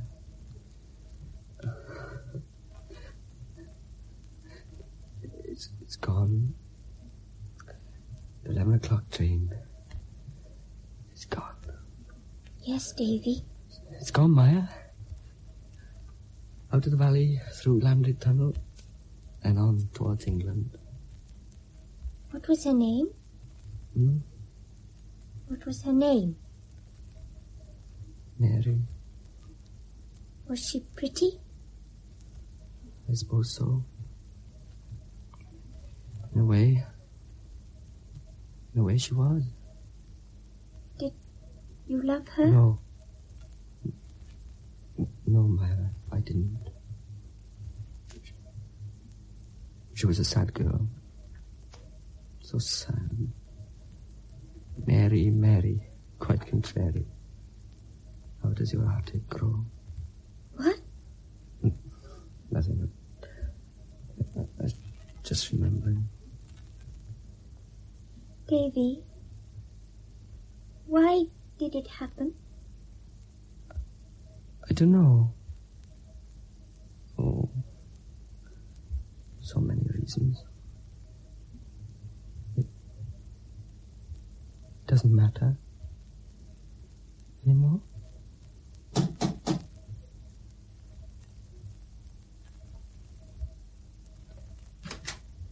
Oh, you're back, Mrs. Morgan. That's right. Is Davy all right? Yes, he's fine. He left us in rather a hurry. He seemed terribly upset. I wonder what was wrong. He's all right, thank you. Is the strike over? Oh, yes, indeed. Evans, the charge, called it off a few minutes after Davy left. Bit of a surprise, but I can't say I'm sorry. There's going to be a meeting with the management tomorrow morning. That's good. I thought I'd just check up if everything was okay with Davy. Thank you. Nice to be up in the fresh air again, Mrs. Morgan. Very nice. Well, I must be getting home. The wife must be pretty fed up. Not much of a picnic on your own, is it?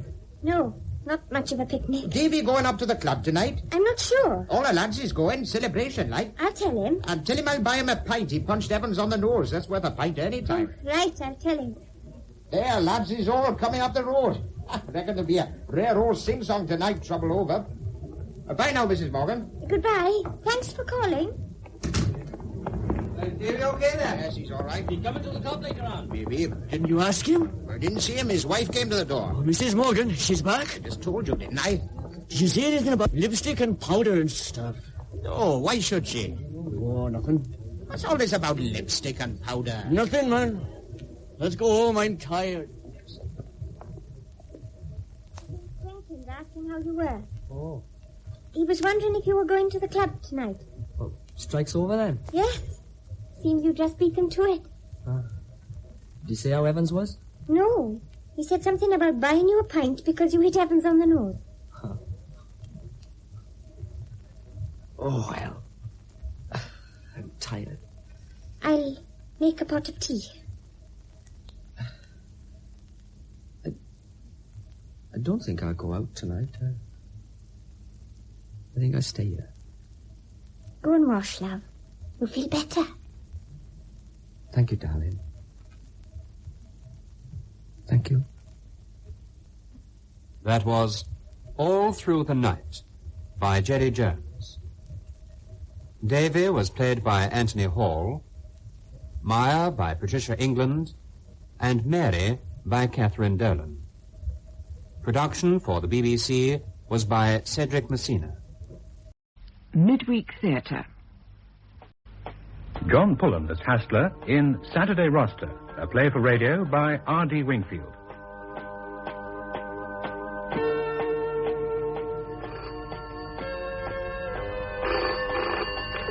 Byrne?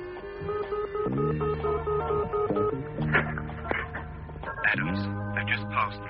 You sure it's the Wallaces? Positive. They've taken the Bellensea Road. Shall I follow? No. As long as we know where they are. Stay put and keep watching. If you want me, I'll be at the ministry. The ministry? On a Saturday afternoon? It's my turn for weekend duty. I'm on till midnight.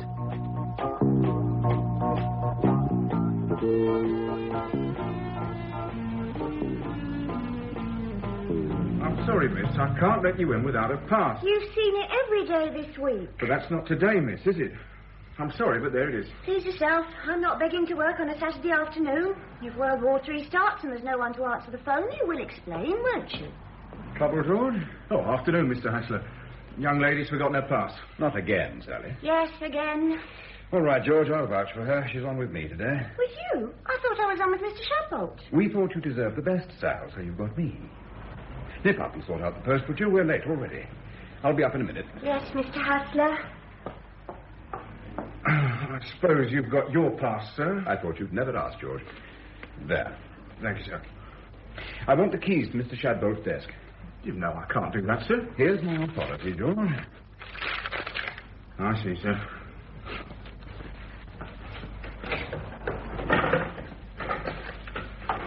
If you'll sign for them, please. Best writing? There. Thank you, sir. Mr. Shadbolt's not sick, is he? No. He won't be coming back, though. He's left us. You'll be doing his shift, then? Until midnight, George. What a way to spend a Saturday.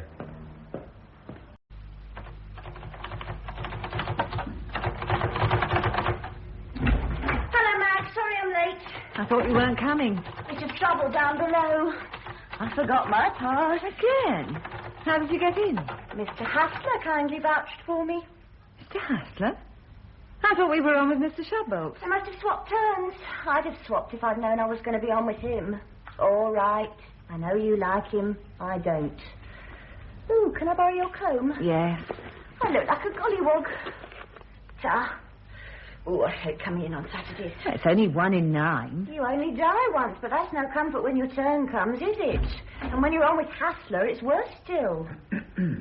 Oh, Mr. Hassler, the way you creep about, I never heard you come in. I thought I'd entered the ladies' hairdressing salon by mistake. Very funny. When you've finished your home perm, you might take a look at your switchboard. It's making funny noises. It's not the only thing. Hello, Mag. I didn't expect you in today. No, there's been some changes. Anything in the post? Sally hasn't brought it in yet. Chase her up, would you? Your wife phoned. She said, would I ask you to ring her? Well, you've asked me. She gave me a number. Chuck it in the basket. Now, where's that damn post? Ah. Post! Sorry I'm late. I've been busy. Yes, your hair looks very nice. Give Maggie the post and get me the Wallace file. I'll be in Mr. Shadbolt's office. The Wallace file. John Wallace, Admiralty Coding Clerk. He's been passing stuff to the Russians. Second cabinet, third drawer down. What's Hassler doing in Shadbolt's office? I don't know. Well, he's been after his job long enough. Hey, what time are you finishing tonight? I don't know. I should probably stay on till midnight. With Lover Boy? I see. I wouldn't touch him with a barge pole. He's waiting for that file. You ever met his wife? I have. I had to take some papers to his house once. He treated her like dirt. If she left him, he drove her out. Oh, what's the use? Love is blind. Here's your file. Can't you knock when you come in? Stick it down there, will you? Mr. Shadbolt doesn't like people rifling through his desk. Mr. Shadbolt won't know. He's not coming back. I'm taking over. Oh, he got the push then. You don't seem surprised. You always get what you want, Mr. Hassler, so why should I be surprised? Besides, I've seen it coming for weeks. Oh? I know I'm supposed to be the dumb blonde around here, but I keep my ears and eyes open. I bring in his post, don't forget. I see all the stuff that comes into his office and the little that comes out. You'll find what you're looking for in that top right-hand drawer. This one? Good Lord. Oh, this stuff goes back for weeks. Urgent correspondence. None of it's been touched. I used to see him shoving it in there each night before he went home. You should have told someone. Are you trying to tell me you didn't know, Mr. Hassler? I'd better get back to my switchboard before I say something I shouldn't. Oh. Sorry, didn't know you were engaged. It's all right, Mr. Byrne. I'm just going. Come in, Mike. Sit down. I thought Mr. Shadbolt was on today. He's not with us anymore. He wasn't coping. Look at this. Correspondence going back for weeks, untouched. Who's got his job? I have. Oh. Congratulations. Thank you. It's only on a temporary basis, but if I give them the results, it'll be confirmed. The chief's asked me to have a word with you about the Wallace case. I'm taking it over, of course. Oh. I haven't had time to look through the file. What's the position? Well, Wallace is a coding clerk in the cipher section at the Admiralty. We've twigged that he's been passing stuff on to the Russians, so we make sure he only passes on what we want him to pass on. That can be dangerous. We keep close tabs on him, I hope. Oh, as much as we can, within the limits of our budget. It's easy when he's at work. We've got a man at the Admiralty. But it's difficult at other times. We haven't got the staff. And you know what the Treasury think about excessive overtime. They've moaned about the overtime in this case. I wish they were on our side. It wouldn't half help. What happens weekends? Wallace and his wife own a cottage on the coast at Bellency. They go down every Saturday and return Sunday night. I have a chap on duty at the junction of the coast road each weekend. He reports as they come and go. Who's watching them at the cottage? No one. It's an isolated spot. The only house for about 6 miles. Anyone watching would stick out like a sore thumb. So we're paying overtime, and all we've got is a man watching the main road miles away. Well, it's the only road in and out. Scrub it. We can't afford him. But we can't leave them for a whole weekend unwatched. Of course not.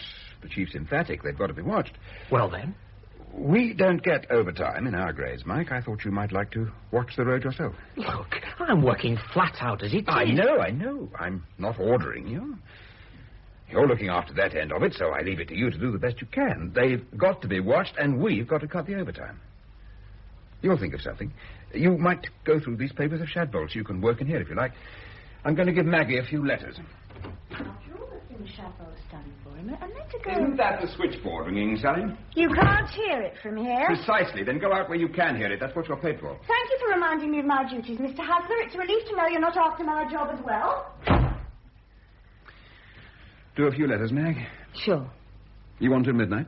If you want me. Well, there's a lot to get through. I thought we could go back to my place after. Oh? Well, there's no one there, and it's damn lonely on my own. I don't think so, thank you. What's up? I don't like the way you use people. Like Mr. Shadbolt. Sally been talking? Well, she says that when you saw Shadbolt was falling behind, you used to pile extra stuff of your own on his desk to make it worse for him. So the consensus of opinion is that I put the skids under the poor devil to get his job, right? Yes. All right. Yes, I did. He wasn't up to the job, Mag. Even Sally admits that. You could have helped him. How long for? We can't afford passengers. The East Berlin police picked up Lawler last week. Did you know that? Eddie Lawler? Oh, no. They picked him up because of Shadbolt's negligence. Now, that couldn't go on. So I piled extra work on his desk. I speeded up his downfall. I've saved a few more Eddie Lawlers. And you've got his job? Yes, and I'll do it a damn sight better than he did. Mr. Hassler, phone. Oh, thanks, Mike. I'll be back in a minute, Mag. Hassler. No, he's not with us anymore. Yes, it's a shame. What do you want? Armstrong? Mike, who's Armstrong? Our duty man at London Airport. Oh, yes. What is it, Armstrong?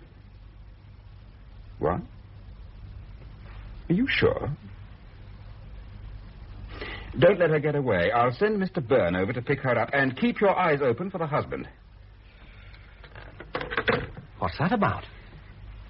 Where are Mr. and Mrs. Wallace? In their cottage at Bellency. Why? Mrs. Wallace has just turned up at London Airport. But that's impossible. Impossible or not, go over and bring her back. But she couldn't get there. Adams reported them taking the coast road barely an hour ago. Then whoever it was that Adams saw, it certainly wasn't the Wallaces. And if it wasn't the Wallaces, who the hell was it?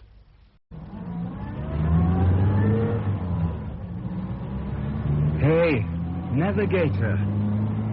Valerie, you can wake up now. We're nearly there. Bush Gordon? Oh, where are we? Nearly there. That must be the Wallace's cottage up there on top of the cliff. Where's the sea? Look down there. What is it? Oh, I can't stand heights. Neither can I, but we've got to go a bit higher. We're so near the edge. It's all right. I wouldn't like to drive this way in the dark, though. One false move and you'd be smashed to bits on those rocks down there. Don't! According to Mr. Wallace, the cliffs are crumbling away all the time. There used to be a thriving fishing village here once until the sea ate away the cliff. Then the houses started crashing down one by one. Wallace's cottage is the only building left. Oh, look out! All right, I saw it. That must have fallen recently. They've got it fenced off. Anyway, we're here.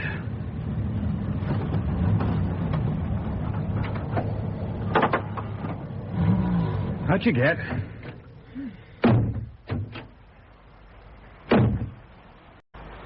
And there it is in close-up. What do you think, It looks so lonely. There's not another living soul for 6 miles, apart from the seagulls. But then I didn't think you'd be looking for company on your honeymoon, Mrs. Graham. Mrs. Valerie Graham. I can't believe we're married. Well, it's 7 and 6 down the drain if we're not. Till death us do part. Oh, don't talk of death. It frightens me. Oh, sorry, darling. Ooh. You're shivering. I'm cold. Can we go in? Of course. Come on. It reeks of old world charm. Especially in the summer, I'm told, but then it's not on the names. Now, have I remembered to bring the key? Ah, yes. Oh. You'll love it once you get inside. After you, Mrs. Graham. Oh, haven't you forgotten something? I don't think so. Handkerchief, diary, yo-yo. Aren't you going to carry me across the threshold? Well, you only do that when it's your own home, surely. Not for a spooky cottage you've only rented for a fortnight. Oh, I don't care. I want to be carried across the threshold. It's my right. Nag. Come on, then. I've known you were as heavy as this. I thought twice about marrying you. Well, you had plenty of opportunities to inspect the goods before purchase. Oh, my back. Besides, you need someone big and hefty in this primitive shack to draw your water and hew your wood. Fan my flame.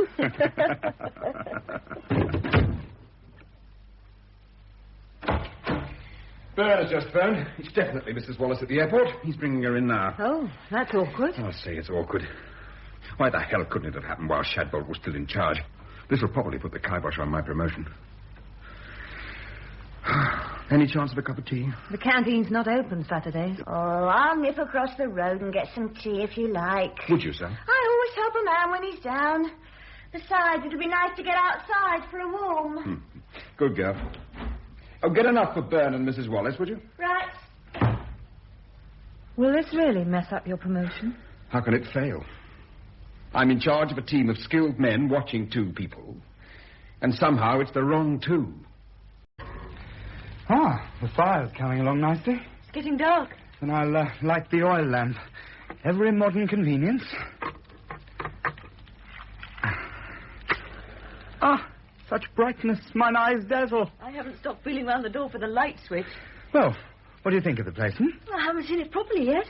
Can we have the curtains drawn? Oh, sure. I keep getting the feeling that someone's watching us. If anyone's watching us, they've got remarkable eyesight. We're 6 miles from anywhere. Perhaps. Why did Mr. Wallace let us have this cottage so cheaply? It's not all that cheap, and it is off-season. I mean, he'd be lucky to rent it to anyone at this time of year. Why did he lend us his car? Because he's a nice chap, and he's got a soft spot for honeymooners. There's nothing suspicious about it. Oh, look. What? We got a telephone. I know. A real live telephone. And it works. Oh, we're not cut off from the outside world. No more than we want to be. Well, I feel better now, as long as I know we can phone if there's trouble. What sort of trouble? Oh, nothing. Just being silly again. Yes, I suppose we can always dial Tim if we're not sure if it's bedtime. And, talking of bed... We haven't had tea yet. Oh, the Englishman's honeymoon. Everything stops for tea. I think the kitchen's through here. Bring the lamp, love, will you? Yes. Oh, dear. Oh, it's a bit primitive. Oh, but there's every modern appliance. A spit for roasting your ox, a grinder for your corn, even a hook for hanging your freshly slaughtered pig. Where's the tin opener for your baked beans? Hey, it's just occurred to me. I never asked you if you can cook. I'll surprise you at tea time. And afterwards, I hope. Come on. The most important thing about making a good cup of tea is freshly drawn water. Where's the stove? There it is, lurking in the corner. Looks like the original prototype. Have you got the matches? Oh, they're in the other room. Hold on, I'll take the lamp with me. You don't mind the dark, do you? Well, be quick. I'll speed like love's winged messenger. Hey, the fire's coming along nicely. Now, where did I put the matches? What is it? It's all right. What is it? You were staring at me through the window. A man. Come in. Mr. Byrne. And Mrs. Wallace. What a pleasant surprise. Please sit down. I'll be with you in a moment. I must get these letters done. Why have I been brought here? Just 1 second and you'll have my fullest attention. All right. Now then. First, I must apologize for the lack of heat. The radiators are off. Must remind you of Siberia, Mrs. Wallace. Look, my name is not Wallace. It's Johnson. Mary Johnson, and I'm not married. God can hear you telling these lies, Mrs. Wallace. The lady's passport, sir. Thank you, Mr. Byrne. There, you see? My name. Johnson.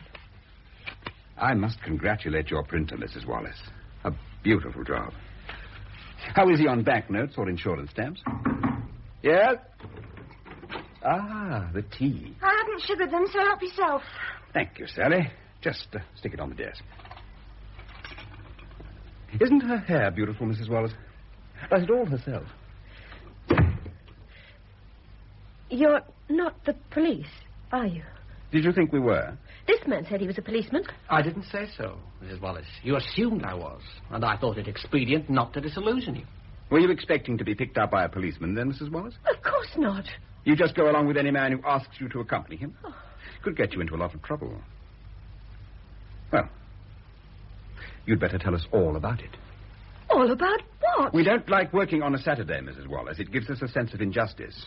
It doesn't put us in a nice frame of mind. The place is soundproof. We could forget the niceties. Drink your tea while it's hot. I want to phone my solicitor. No. It's a basic right. It's not a basic right in Russia. Neither is it a basic right in my office. Now, let's see if we can speed things up a bit. Let's see the file. You're Mrs. K. Wallace, 34 years old, daughter of Rear Admiral Lethbridge, deceased. Mother died last year. Married John Edward Wallace 8 years ago. No children. Did you know your husband was Russian when you married him? My husband is British. This is about your husband. He's been working in the Admiralty coding section for 7 years. Your father, the Rear Admiral, helped there, I suppose. Started feeding Jen to the Russians, but we didn't twig him until 2.5 years ago. We should have done better than that, Mr. Byrne. His cover was pretty good, sir. All his papers were real. There was a real John Wallace. Impeccable background. This one took his place. Have some respect for our opponents. Of course his cover is going to be good. You didn't expect him to have Cossack trousers and snow on his boots. What happened to the real John Wallace? As far as we can tell, sir, he went on holiday to East Germany some years ago and never came back. The Russian took his place. A package tour, I suppose. Oh, forgive us, Mrs. Wallace. We're neglecting you and talking shop. If my husband is Russian, I never knew it. Then why did you visit the Russian embassy 2 weeks ago? How did you know that? We've been watching you. Watching me? Surely you knew. No, I didn't know. We can't be as incompetent as we thought. Why did you go to the Russian embassy? To arrange a holiday. We wanted to take one of the in-tourist trips. Shouldn't you have gone to a travel agent? Yes, that's just what they said. Helpful people, aren't they? Oh, I'm sorry. Oh, how clumsy of me. That was your handbag. I'll get it. No, allow me. Ooh, weight of it. Oh, dear, it's undone. Give it to me, will you? What do you think of this, Mr. Byrne? A gun. A loaded gun. You have a license for this, of course, Mrs. Wallace. No. Didn't you get your printer to print you one? It's a very serious offense for the wives of Russian spies to carry guns without a license, you know. I could overlook the false passport, but this... Where did you get it? My husband gave it to me. My wife's lucky to get the odd bunch of flowers. Let's see what other contraband goodies you've got. Here's keys, lipstick, money, perfume, airline ticket. First class to Paris. A single, I see. Yes, I'm not sure when I'm coming back. Oh, don't worry about it, because you're not going. We'll try to get you a refund. We're not obliged to, but it's a little service we offer to our good customers. And you are going to be good, aren't you, Mrs. Wallace? Where is your husband? Who are those 2 people in your cottage? Well, I've searched the garden, Val. There's no sign of anyone. There was someone, a man. I saw him. A tramp? Or... Oh, he was too well dressed. bolt that door. There's no need. I'd feel safer. Afraid I'd run away. There. All right? Oh, Gordon, I don't like this place. Do we have to stay here? Of course we don't. You don't have to stay anywhere you don't want to. It's my fault accepting Wallace's offer. I should have asked you first. We'll move on, find a hotel. How does that suit you? You paid 2 weeks' rent in advance. What does that matter? You're more important than a few pounds rent. Oh, Gordon, I'll go and pack. Oh, well, leave it till the morning, darling. The morning? Oh, can't we go now? Oh, no, not in the dark, Val. That cliff road's bad enough in the daylight. I don't want to risk it in the dark. We'll leave first thing in the morning, I promise. All right. We never did have that cup of tea, did we? Oh, dear. No. I'll do it. You just sit there and look beautiful. Well, keep the door open. Gordon? What? What's in the room next to our bedroom? What room? Well, it's got a padlock on the door.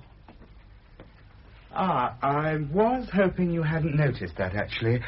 Wallace keeps the mummified bodies of his murdered ex-wives in there, swinging from hooks on the ceiling. I don't think that's funny. No, neither do they. See, you've laughed. Thank goodness. It was getting more like a wake than a wedding.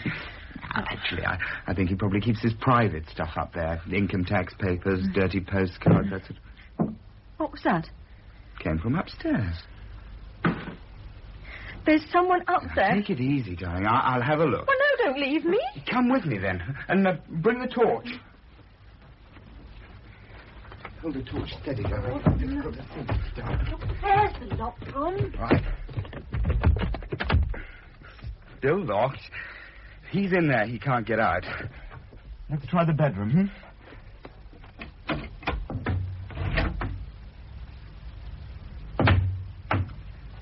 There's your ghost. Where?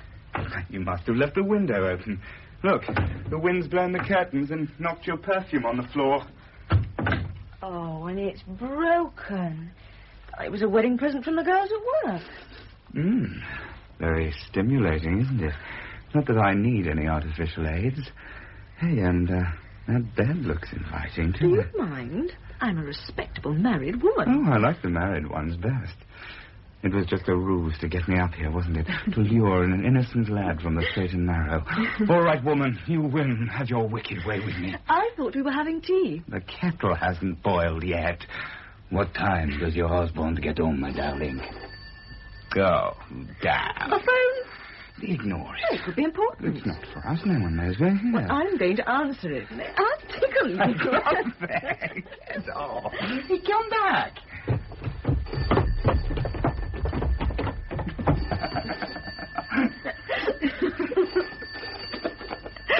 Too late. Oh, no, it's not. Give it to me. Go. The kettle. Oh, blow the kettle. And don't forget to warm the pot. Hello? What was that?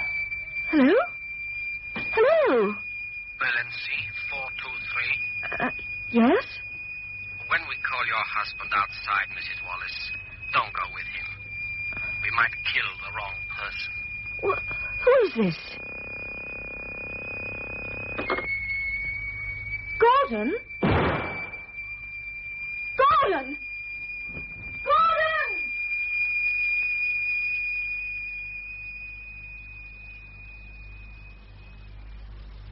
We're not getting anywhere, are we, Mrs. Wallace? Somehow I feel we're not getting your wholehearted cooperation. Well, I'm sorry. I can't waste any more time on you.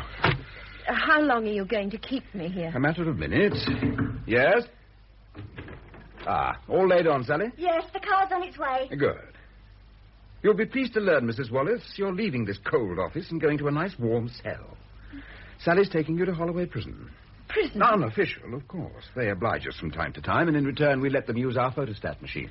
How long will I have to stay there? As long as you like. Whenever you feel like telling me where your husband is, just rattle your tin mug on the brass and the wardress will make the arrangements. If I don't hear from you, I'll look in a week or so. A week? You can't hold me all that time. We can hold you indefinitely. Mr. Byrne is quite right. We may not have money in this office, but we have got dictatorial powers. It's terrible, I know, but you can't have a free democracy without a little bit of tyranny. Come on, Mrs. Wallace. Oh, Sally's taken a karate course, Mrs. Wallace. 3 of her boyfriends have broken arms and bruised egos, so I wouldn't give her any trouble. Damn. We've got nowhere. She seems frightened. Yes, but not of us. You'd better start getting your alibis ready. All hell's going to break loose when the chief learns of this little muck-up. We thought we were manipulating Wallace, and it seems he's been manipulating us. Wait a minute. What? She was surprised we knew she'd been to the Russian embassy. She said she had no idea we were having a watch. I believe her. So, why all the mystery? Why the fake passport? She wasn't trying to fool us. She didn't know we were onto her. So it wasn't for our benefit. What did she say to you when you picked her up? Oh, something like, you can't do this to me. I've got a British passport. Yes. Don't you see? They're not running from us, Mike. She thought you were from the Russians. That's who they're running from. That's who she's terrified of. The Russians. Get her back in here and I'll show you how to make her talk. Sally, bring Mrs. Wallace in for a minute. Change of heart and change of plan, Mrs. Wallace. It's not fair we should lock you up. After all, you were only being loyal to your husband, and he was only being loyal to his mother country. Your mother country by marriage. You deserve their protection, so we're going to take you to the Russian embassy. Oh, no. No, please, no. They'll look after you, all right. Radiators work all the time. Okay, Sally? Russian embassy. You can wear your red coat. Come on, Mrs. Wallace. No, I'm not going. Please, you can't make me. If you prefer, I'll phone and ask them to pick you up. You know their number, Sally. Oh, all right, then. What is it you want to know? That's better. Sit down. You've gone quite pale. Now then, what's it all about? What are you afraid of? Are you sure you're all right, Gordon? Thanks. Just about. Another inch and I'd have been dead. Whistled past my ear. He was shooting to kill. Oh, dreadful place. He thinks we're the Wallaces. What? The man on the phone.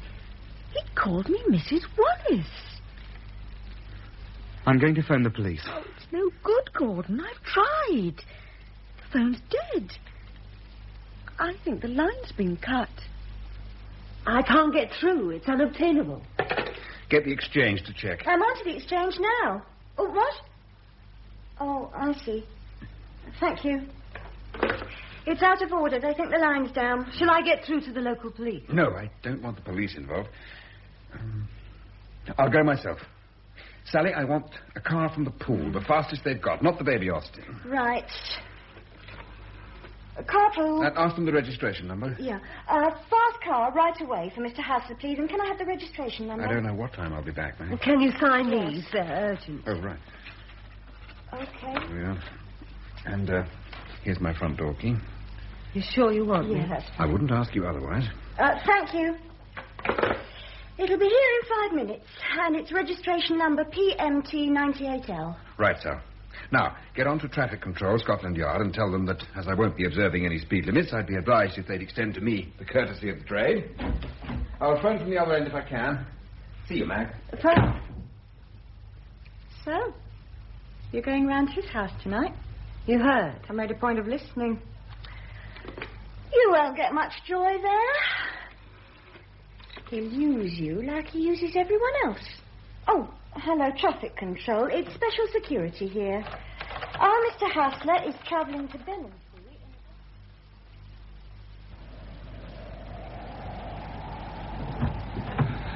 Quietly. Oh, so far, so good. I'm surprised they let us get to the car. Well, here goes. What's wrong? No wonder he let us reach it. He sabotaged the damn car. That's what he was doing when you saw him in the garden.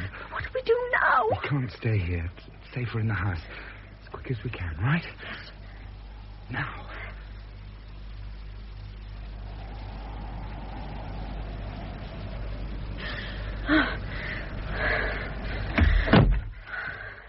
right? Yes. Good evening. Sorry to startle you. My name's Hassler. The door was open, so I came in. That fire's gorgeous. I was chilled to the marrow. I must have been wandering about out there for hours.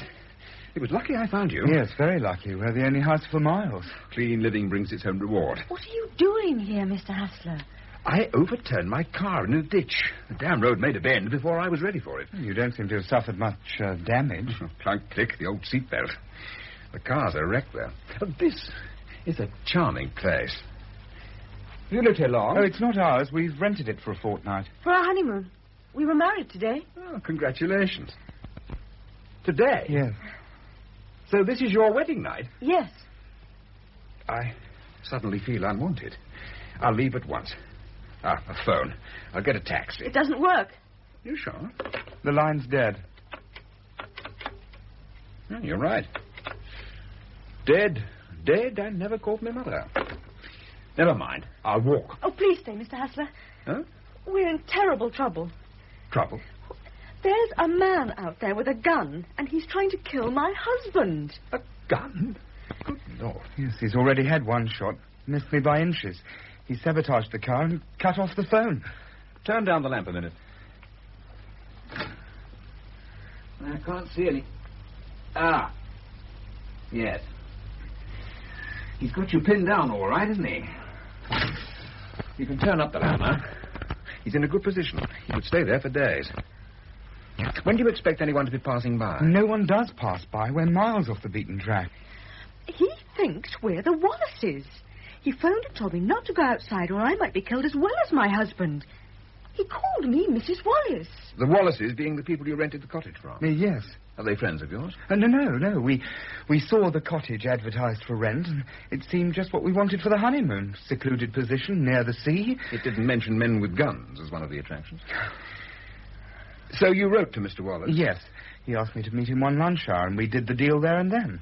The rent was so cheap I couldn't turn it down, and he even said we could borrow his car, as it was difficult to get to. I haven't got a car. Sounds a nice chap. What did he look like? Ordinary. About my build. Yes. He would have to be your build. Did you meet him, Mrs. Graham? No. Gordon made all the arrangements. You know, by the strangest coincidence, I have met Mrs. Wallace, and she looks remarkably like you. You've met her? Yes. Isn't it strange? Many people at your wedding? Just the two of us. None of your relatives there? Well, we've no relatives living. Oh, that is sad. You got a house yet? Not yet. My firm's transferring me up north. That's why we're married in a hurry. We're going straight up there after the honeymoon. We'll live in digs until we find something. Wallace couldn't have believed his luck. Shall we tell him about the locked room? Locked room? Oh, the door to the left at the top of the stairs. I expect he keeps his private stuff in there. I have a burning desire to see what's inside. Oh, I'm afraid you can't. It's locked and padlocked. I have some small skill in lock-picking. Don't worry. I'll have it open in a flash and no one will be any the wiser. But I won't leave a trace. Oh. You stay here. I've got a torch. I'll take the poker. Just in case. Just a moment. Oh, Gordon. All right, darling. It'll be all right. Ah! What are you doing? All right. Got it. I'm coming down. All those locks for one small suitcase. What was that noise? I wrenched off the padlock with the poker, then smashed the door in. But you said you could get in without leaving a trace. I know, sir. It's what we call a lie in the trade. Now, let's see what's so important about this suitcase. Clothes. Nothing but clothes. Gordon, that dress. What about it? Well, don't you recognize it? It's the same one as I'm wearing. And that trouser suit, those slacks. They're all copies of my clothes. Anyone recognize this natty gent's terraline suit? Show me. You were wearing a suit like that last week. It could be the same one. Except that mine's packed in the trunk. The same build as the Wallaces, wearing the same clothes. You even come down in the same car. No wonder the poor man with the gun mistakes you for them. Are you trying to say that we were deliberately lured down here so I would be killed instead of Wallace? Dastardly, isn't it? But then he did reduce the rent to compensate. Any idea why your car won't work? No. Could it be because this was missing? The rotor arm. I nearly tripped over it on the path as I came in. He must have dropped it in his excitement. Look, do you think you could keep moving the lamp about, make a bit of a noise, anything to keep his mind occupied while I nip out and try and get your car going?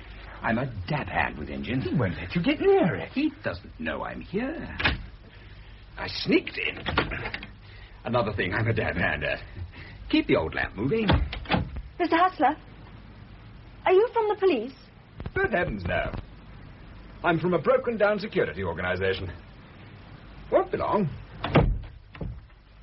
Oh, what do you think? He seems to know what he's doing. In fact, he knows a lot more than he says. You shift the lamp, I'll make a noise. Hey, what was that? What? He called out. Well, I didn't hear anything. I'd better see if he's all right. Oh, no, God, no! You don't want me to leave him out there. Well, be careful. Oh. Well, where are you, Gordon? I can't see you. Oh! Gordon! It's all right. Get back in the house. Oh.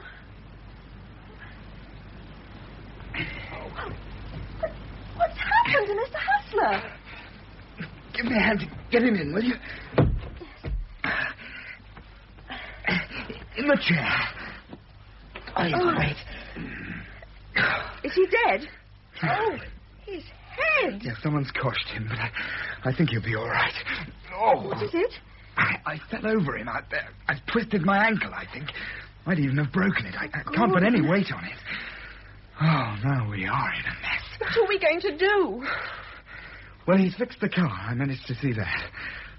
Now, it's up to you. What do you mean? Well, I can't move far with this leg. In any case, I can't leave him.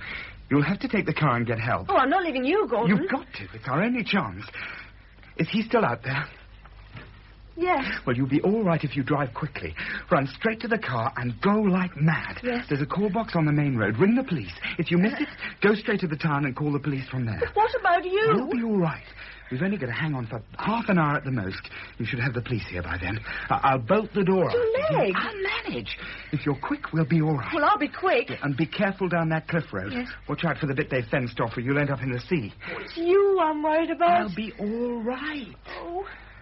Well, I won't be long. Good luck.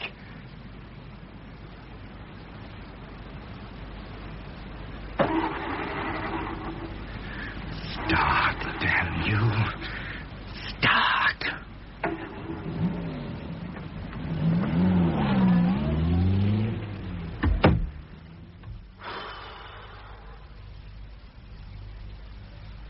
All going according to plan, eh, Mr. Wallace? What did you hit me with? A rock? Hit you? I found you lying. You're the one who's lying.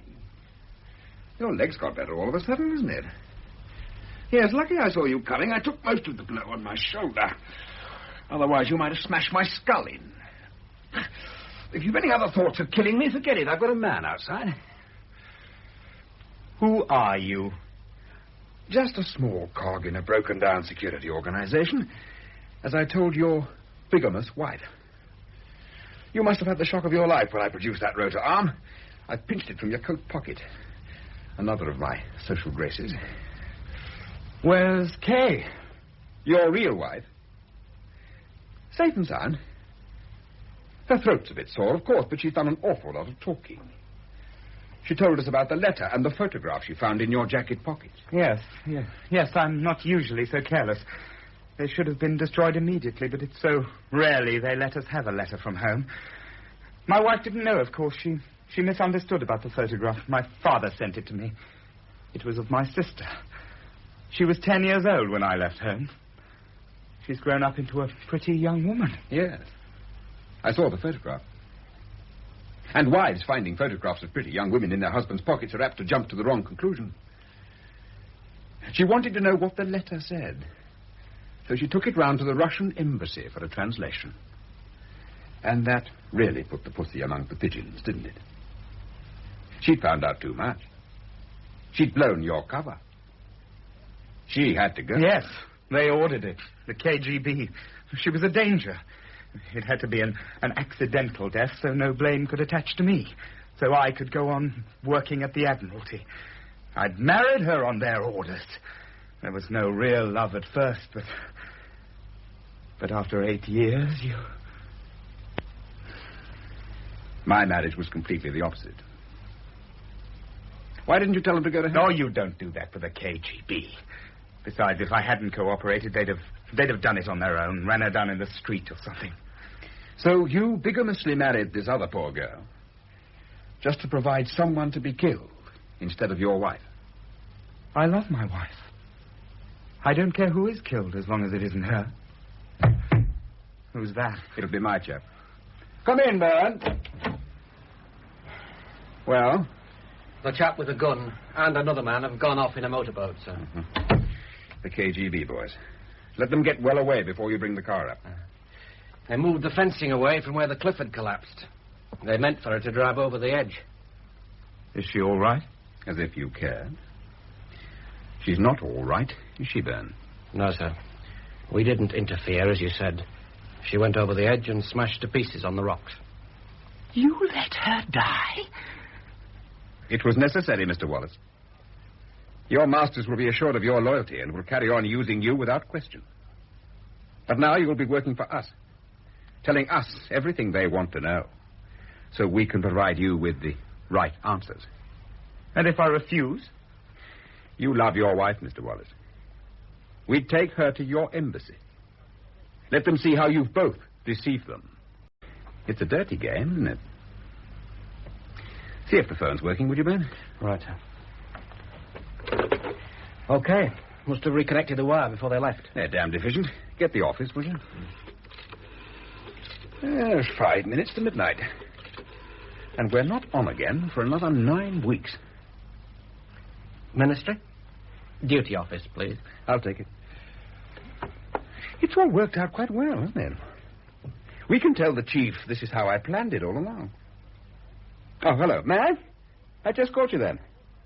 Yeah, they're all tied up this end. What letters? Oh, shove them in my desk drawer. Anything as long as they're out of sight. My place? No, of course I hadn't forgotten. Look, don't put the letters in the drawer. Bring them with you. And you might fetch your shorthand notebook at the same time. In Saturday Roster by R.D. Wingfield, Hassler was played by John Pullen, Gordon, Sean Probert, Valerie, Emily Richard, and Byrne, David Goodison. Sally was Frances Jeter, Maggie, Jean Trend, Mrs. Wallace, Elizabeth Morgan, and the porter, Peter Pacey. Other parts were played by members of the cast. The producer was Kay Patrick.